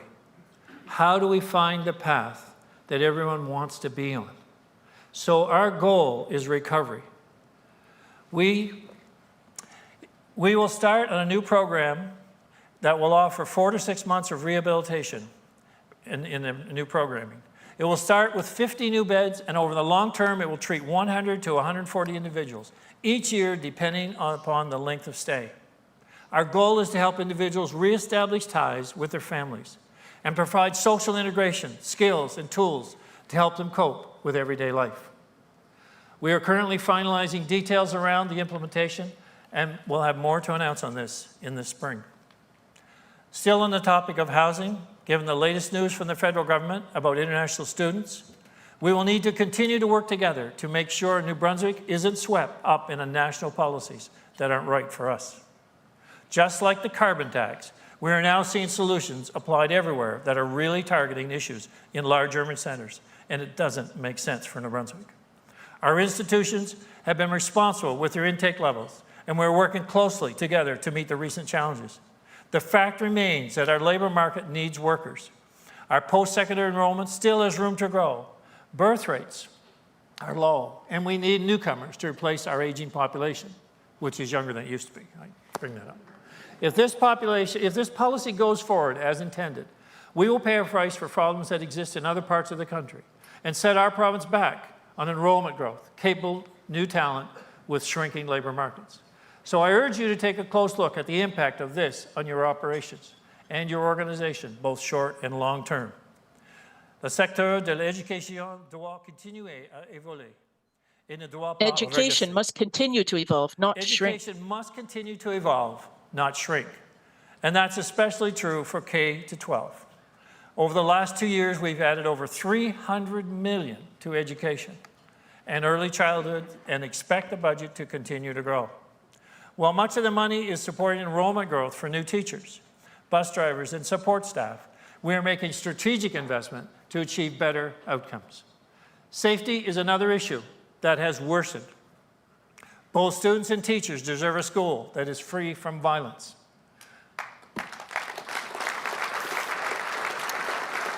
That's why we have increased behavioral mentors by 25%, added 100 new academic support teachers, and have 15 more schools rolling out the Positive Behavioral Intervention Supports program. We must create an atmosphere free of continual disruption for both our students and our teachers. We also are very focused on class composition and basic skills learning like literacy. We want our children reading at grade level by the end of grade 2.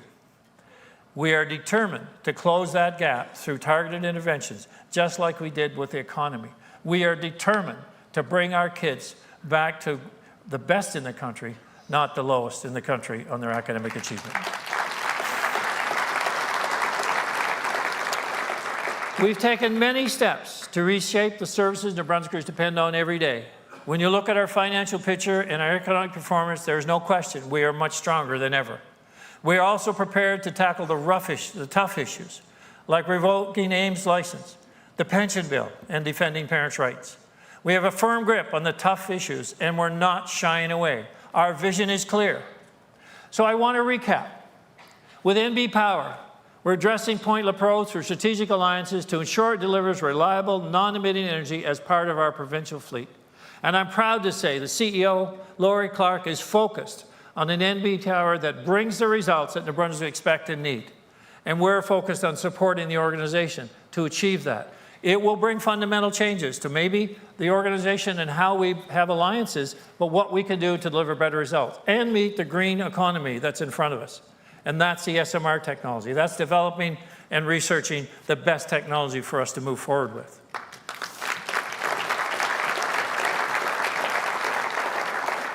I mentioned education. We'll close the gap on basic reading with math scores. We'll fix classroom composition and create a learning environment that is safe and welcoming for students and teachers. Economic opportunity. We will create opportunity to offset coal generation that helps New Brunswickers participate in the revenue sharing from our natural resources while making a major impact on global emissions. This is the single biggest economic opportunity that this province has had for generations.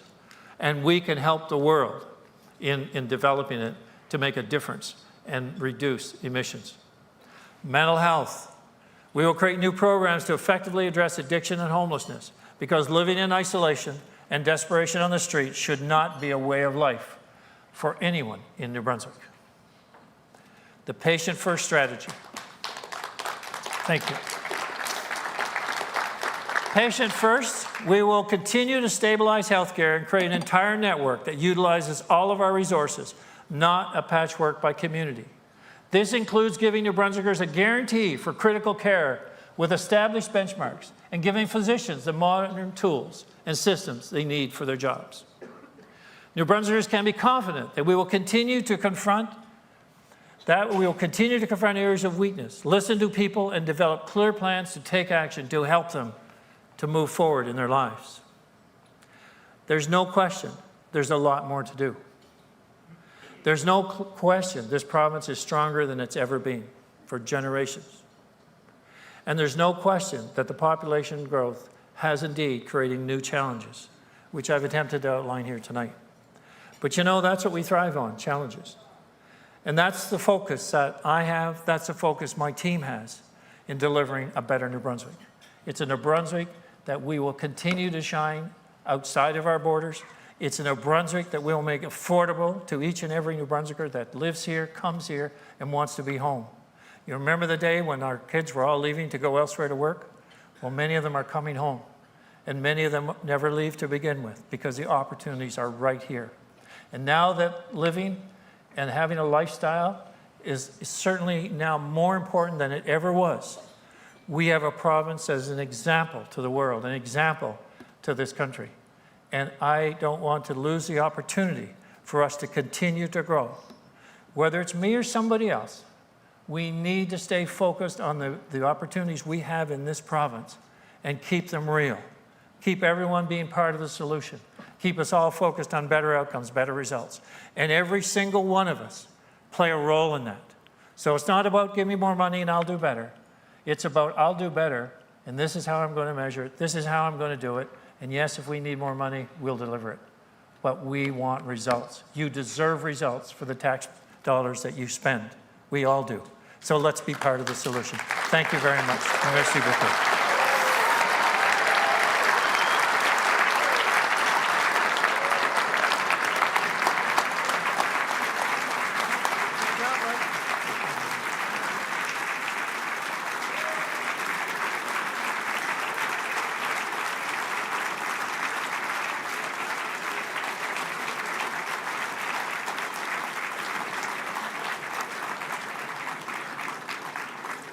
Merci beaucoup. Thank you. Merci, Premier Ministre, pour votre discours sur l'état de notre province. Thank you for your Premier Higgs, for sharing address. such success stories in this province we all love. I want to say that a donation will be made in your name to the Chamber of Commerce of Fredericton Scholarship Program.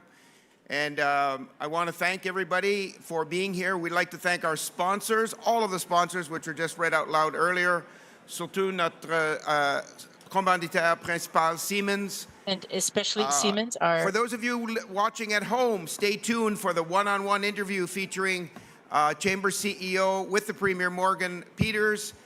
I look forward to being the MC next year from my jail cell in Minto. Bonne soirée. Good night, everyone. We'll see you next year.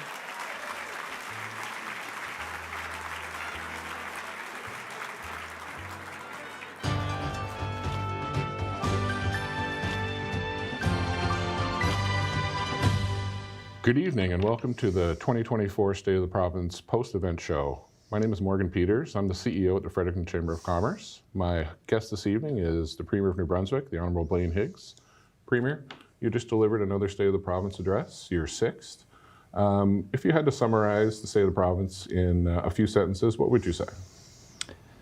Well, first of all, good evening, Morgan. It's been an exciting day, and I guess what we've seen over the province in the last 6 years is somewhat one could claim as revolutionary.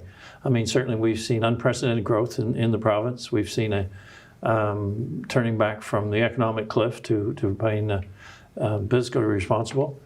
We've seen new challenges that we didn't have before, like housing. Certainly, affordability and inflationary issues are a major concern. So we're dealing with new issues, something that's new to the province. But I think we've had the experience to continue to weather this storm as well. We've had a few while we've been here, starting with the flood and then the pandemic and the economic crisis, and now housing and affordability. So one of those key issues, I think we're all aware, is healthcare. It's on the minds of all New Brunswickers. Business communities no different. We've got our annual survey to members currently. It's clear healthcare is going to be their number one concern by far. Not taxes, not red tape, but healthcare. So let me ask you this to start. If there was a company, international company, interested in investing in New Brunswick, and they called you and asked you about healthcare in New Brunswick, what would you tell them to sell them on New Brunswick? Well, I guess what I would say, if anyone's coming in with the idea that if we just spend more money, healthcare will get better, I would say that is not going to solve healthcare. We have actually put about 25-30% more in healthcare since we started. So we're spending $1 billion more on healthcare than we were in 2018. So that's going from a 2.6 billion to 3.6. So that's a huge increase over this last 6 years. And we still have challenges. Now we have challenges for a number of reasons. Our population's aging. Although with all the immigrants, our average age is a little lower now, but still we have an aging group that demands more health care. We have a higher population that's demanding additional health care services. And so the issue comes down to how do we manage and how do we collaborate healthcare. So currently, in the past, we have both Vitality and Horizon, and they effectively compete with each other in their delivery of services to New Brunswickers. So we have tried to create a collaboration committee that basically looks at healthcare in New Brunswick and with a patient-first strategy, looking at how do we give patients options. So they might have to travel to a hospital somewhere, use hip and knee as an example, and say, I can't get it done here in the next year, but I could go to Bathurst and have it done next month. It's giving an opportunity for patients in our province, no matter where they live, no matter Francophone, Anglophone, or other, but having an option to use our entire network as a service delivery in both French and English. So on the funding piece, during last year's address, and you talked extensively about healthcare this year as well, you said that you'll pay for results. You don't mind spending the money if you get results. Are you satisfied with the results that we're getting? In some areas, absolutely. In some areas, like the cataract surgery. I mean, we started the pilot in the Bathurst area. We eliminated the wait list for cataracts. We're doing that now in other cities in the province. So we're paying the money and we're getting the results. Hip and knee surgery, we had wait times as high as almost 3 years, 2.5, 3 years. And then, of course, it depends on the criticality of the individual situation. But we're now to less than a year, and we're targeting to get down to less than 6 months. We spend a lot of money in that category, but it's seeing results. So I continue to say that anywhere that you can show us that patients are going to get better results. We've added a lot to the system, with access to pharmacists, virtual care. The idea that doctors today are, they want a lifestyle to go with being a healthcare professional. And so the idea of having more access to primary care leading up to the need for a family doc in a collaborative care practice is what is the model that works. And then the other thing is paying for results is the biggest fundamental improvement we can make in the entire system is electronic medical records. So we have access to information throughout the province and capability and sharing of data. So in EMR, electronic medical records has been on the agenda in New Brunswick Health for decades. Are you prepared to move forward with that in the next year? I am. How are you going to accomplish that? It's not going to be a one-year project, however. It'll be probably a minimum of 5 years to actually, make it to get it implemented, and it could be a little longer. Something like this takes a while, but you really want to focus on a 5-year implementation. And we've made changes to our management systems within government. We updated systems that were well behind. We did that this past 6 years. But electronic records are the biggest opportunity to improve healthcare. So your current healthcare plan, and a big theme in the speech tonight, is stabilizing healthcare. Of course, we want to move beyond stabilizing and have really world-class effective healthcare. Do you foresee making that turn soon? When will you know that it's stabilized enough to make those investments at all? Well, I guess I'd point to a couple examples. I think in critical care, we should provide the best practice or in the country, like in terms of what are the timelines required for certain situations, and we should meet those. So we should almost have like a patient guarantee that says, look, if you can't get it here, we'll send you to another location, or we'll find a way, because critical care shouldn't depend on whether we have it right next door to you where you live.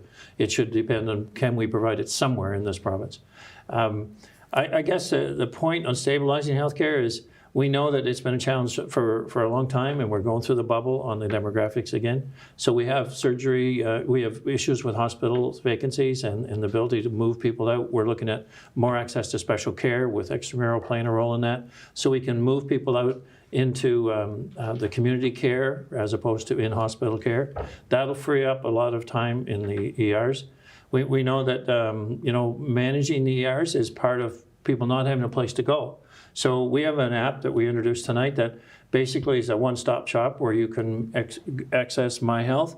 It'll allow you to say, okay, I got this problem, and it'll direct you to different sources, as I was pointing out, kind of a roadmap to healthcare without going to the ER. So one of the key components with delivering effective healthcare is having the right workforce. From the government's perspective, are we competing with other Atlantic provinces for healthcare workers? And if so, do we have the right package, financial compensation, and other factors in order to compete effectively? We're certainly competing, there's no question about that, not only with Atlantic Canadians, but we are competing throughout North America, and for immigrant healthcare professionals. We've hired about, I think, 1,200 LPNs nurses over the last few years, which is significant. We actually think that the travel nurse program and Horizon will end sometime in this first quarter.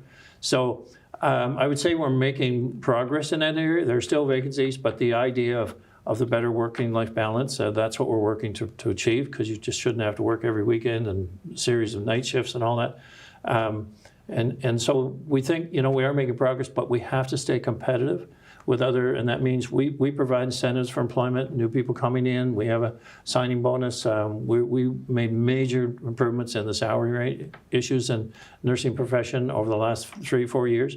And we'll continue to do that to be competitive, because it's the right thing to do, and it's necessary in order to ensure that we can attract new workers and keep the existing workforce. Okay.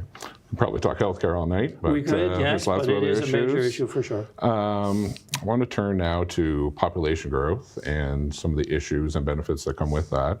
Fredericton alone is growing by 2,000 residents a year annually.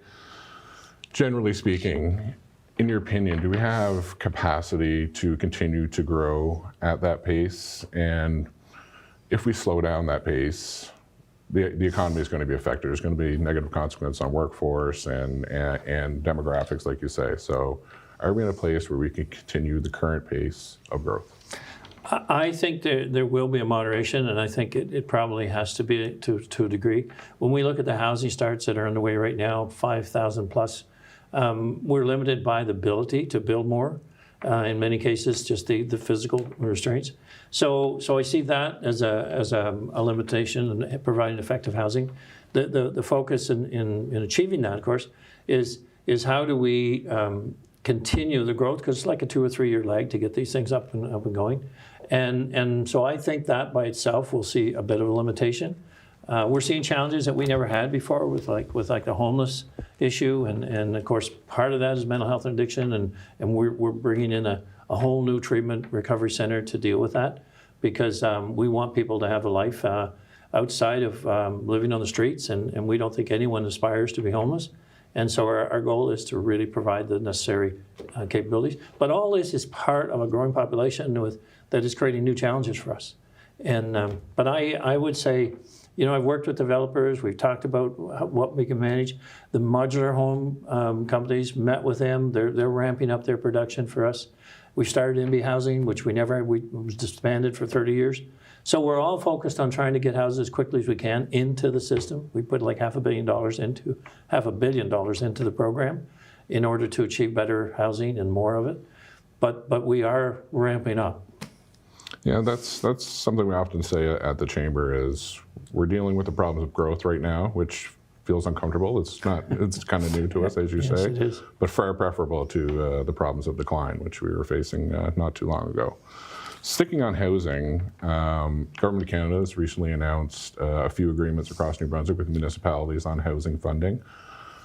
How do you feel about that? And what other ways can you engage with other levels of government to move the housing file forward? Well, we are doing that with the municipalities too, and we don't feel it should be separate from the federal program. Like we kind of found out the day before it was going to be announced, the most recent one, and you kind of say, well, this is a combined effort to help municipalities.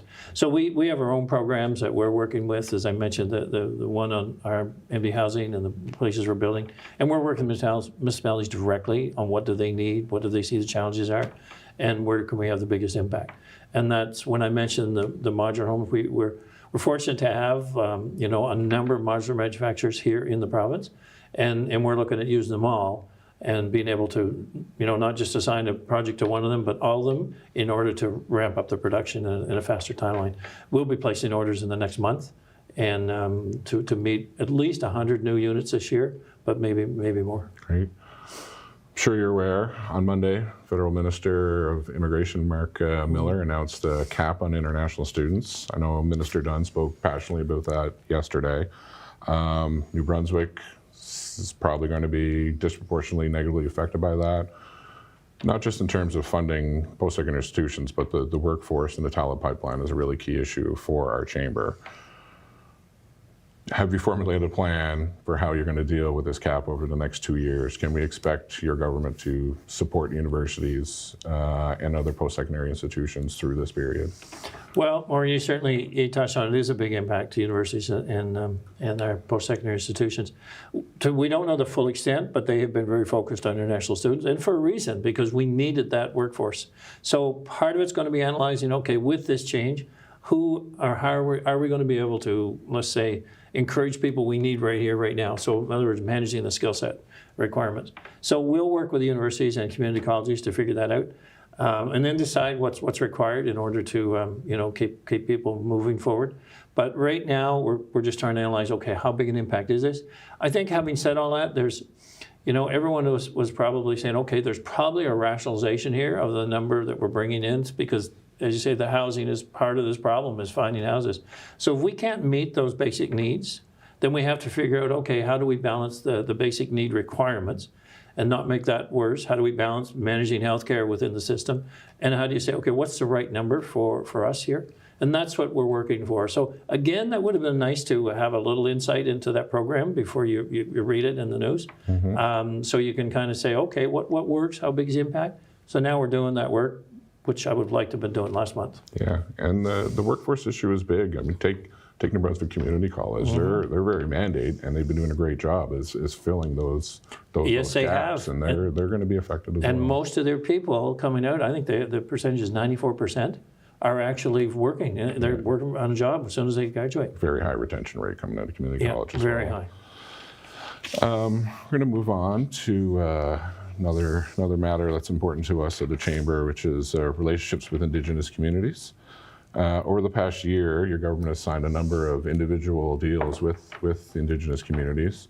Can you talk about that? Does that denote a change in direction or policy from your government? Do you plan to move forward with more of those? Yes, we're moving forward, but it doesn't invoke a change. We proposed that at the very beginning. When we changed the tax refund program, It was to get a balancing in the economy. So you didn't have two economies, one business paying tax, another business next door not paying tax. So you had an uncompetitive situation. And equally, the revenue generated there was not shared amongst all the First Nations. It basically benefited First Nations next to an urban center. So the idea was we want development deals, and we were providing the funding to do that. It was right part of the original offer. But it's just in the last 6 months or so that the communities are taking us up on that. But the goal is individual development opportunities so that your community can feel the difference. So when I say your community, it's every First Nations community throughout the entire province can feel the benefit of direct investment, whether it be housing, whether it be projects for economic growth, whether it be social services, whether it be nursing homes. Whatever it is, we said we want to raise the bar on the lifestyle in the community that the people in the community feel it. And we're seeing now a significant take-up on First Nations. So you mentioned the tax agreements. That process is still ongoing, I'm assuming. Are you still hoping to avoid legal action on that? How do these agreements affect tax agreements? These agreements have nothing to do with the original tax agreement as such is canceled. That's not, and there isn't any legal lawsuit there. The only lawsuits that are currently outstanding now would be the claim for property. And so there's two different claims there too, Morgan. I think just for explanation, there's one on First Nations Reserve where over the years, their reserve was actually shrunk because of development and such, and it was taken away. And that's just not right. I mean, Edmonton got theirs back when they applied for it, and they had a settlement and increased acreage. But that was land that they were designated, and it was actually taken away over the years. That's not right. There's other communities that have experienced that same thing, and we should reinstate those full reserve site and the sizing. So there's no debate there. The other one is, of course, the challenge for all of the province, and basically a claim on all property in the province as never ceded or unceded. And so what we claim is it was ceded, and there's certainly ample evidence to do that, and the argument is that it wasn't. So that's the legal suit. Okay. Again, we'd love to talk more about this, but we're going to get to education next, I think. Your government has expressed the need to build schools faster. Very simply, how are you going to do that? We have, I think, 6 schools in the budget this year. We've got about 6,000 new students. So when we were closing schools and consolidating, let's say 3 years ago, now we're not only keeping those open, but we're adding. And so to meet the challenge right today, we have portables, we have older schools that we just put back in service. So that's how we're trying to meet this, but we see that continue to grow. And we know it's going to level out at some point, but right now we're expecting over the next 5 years to get another 6,000 students. So the challenge of having the schools and reopening old schools and building new ones is in the works right now. We're managing with what we have, and we're building, as I say, 6 new or modifying a couple and building 4 new. But going forward, we're going to continue to expand the school network because we have more kids, which is great. That brings the average age, as I said, our population is average age gone from 46 to 45. And I always add to that I'm not necessarily helping that average, but it's that's what's going. But there you go. You're squeaking in that. Yeah. Well, that's good. This time last year, you asked teachers and MBTA to continue to talk to your government. Has that happened? What ideas have you heard, and what can you implement? Well, yes, we did ask for that, and we did it because I believe it's the only solution. I mean, we all try to think of a better way to, let's say, become bilingual in our province, and everyone being able to at least conversationally speak both languages. And that's been a challenge for us for 50 years in our province, and we're still not really further along. Our math literacy scores, are low, if not the lowest in the country. We need teachers, we need the MBTA, we need voices to be heard that are in the system that say, what does your classroom need to look like? What resources do you need? But how do we get better outcomes? And because we all want the same thing. So I just hope, and to this point, the minister's having meaningful conversations with the MBTA, with the AFNB, with principals, with teachers, and I'm hoping from all of that there comes some real pointed improvement items, because we will follow the roadmap by the educators. The only agreement we want from all that is what are the outcomes going to be? so we're all on the same page of what to achieve. And I think doing that and getting agreement across the party lines is very important, because then it's not a case of changing it during an election. It's a case of, okay, we've got a roadmap by the professionals. Buy-in by the professionals. Right. On the economic development front, one of the big issues for everybody, business included, is costs. You and your government are well aware. Any plans in 2024 to help mitigate costs for business and individuals? Well, I think when I meet with a lot of the business groups, they've had some pretty good runs and continue to with growth in their business. We've looked at kind of we didn't raise taxes, we didn't change corporate, we didn't change business tax. We basically looked at where companies have grown and where they're expanding their business. And when I travel and talk to different groups around the province, it seems like business have seen tremendous growth in there, just about widespread. The cost affordability is hitting the average citizen and the working class that are finding my mortgage is higher, my fuel costs are higher, food's higher, everything's higher. So how do we offset that? And we've done that for seniors. We put programs in place for seniors. We did reduce the gas tax here, took 5 cents off of that right at the beginning. And of course, I don't agree with the carbon tax, because I see it's added everything down the road to affordability, but it's not achieving the benefit we can in New Brunswick or in Canada to really drop emissions worldwide. And I would love to go into that.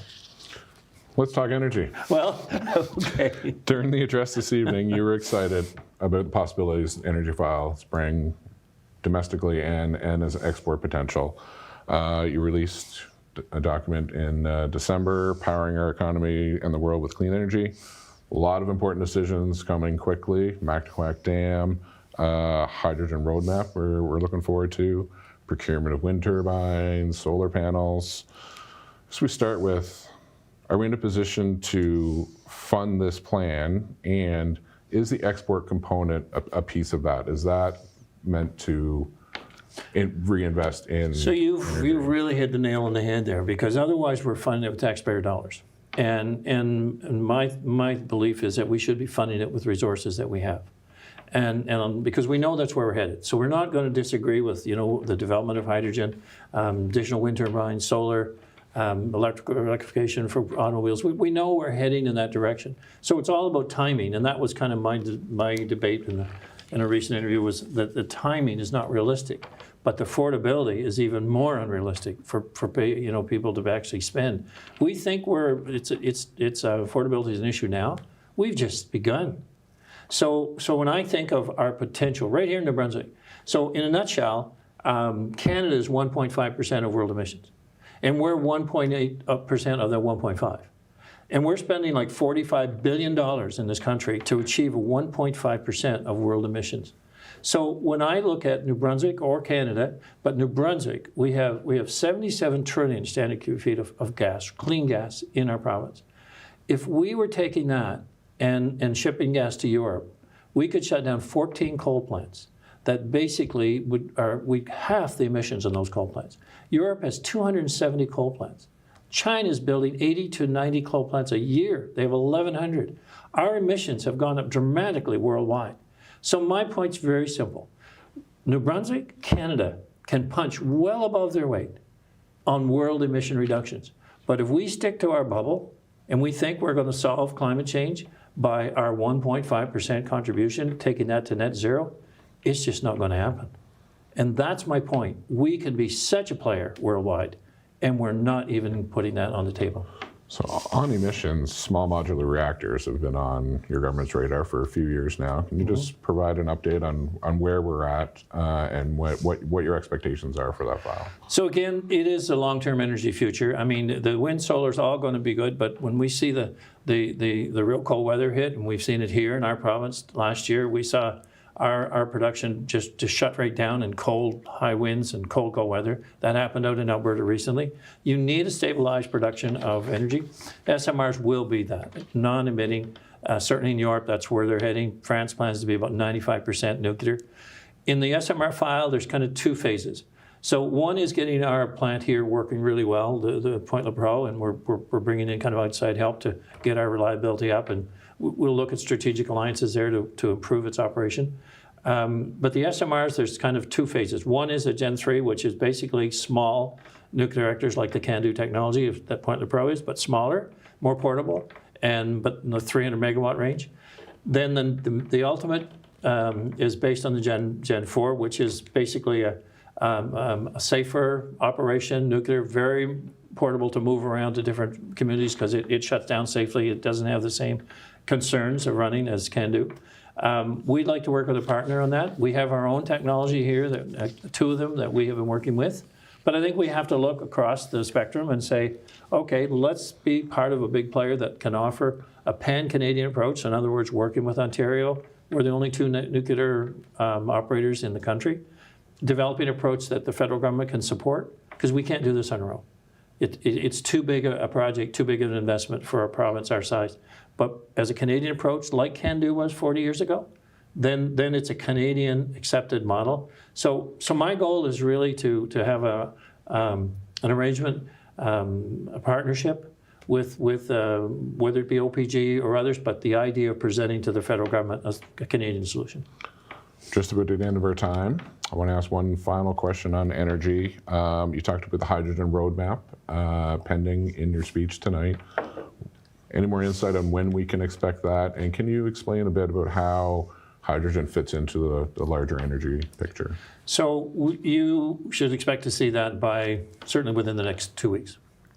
And the idea, of course, with like what's being planned in Belledune, I mean, that can be a game changer, not only to get started in the hydrogen production, but again, these things are several years out, and that's why you need the interim solution for transition. The hydrogen will be a future, but then it brings into energy that we could build, like let's say steel production that today, or going right by Belledune and going to Europe or China, and then coming back to us. But if we have the energy source right there, you can have an expansion into a green steel fabrication and green steel plant. So there's a whole lot of opportunities that bring production to North America or back home, and hydrogen can be a big part of that. So it is one more green energy solution that will be of many diverse solutions. Unfortunately, we're going to have to stop there. I appreciate you joining me here this evening and for delivering our 50th State of the Province address. And thank you to all of our guests throughout the program. Kelsey Seymour from our Board of Directors was the host of our pre-show interviews. Also thank you to Minister Green, Minister Fitch, Leader Susan Holt of the Liberal Party, and Leader David Kuhn of the Green Party for participating in that. And we'll see everyone back again next year.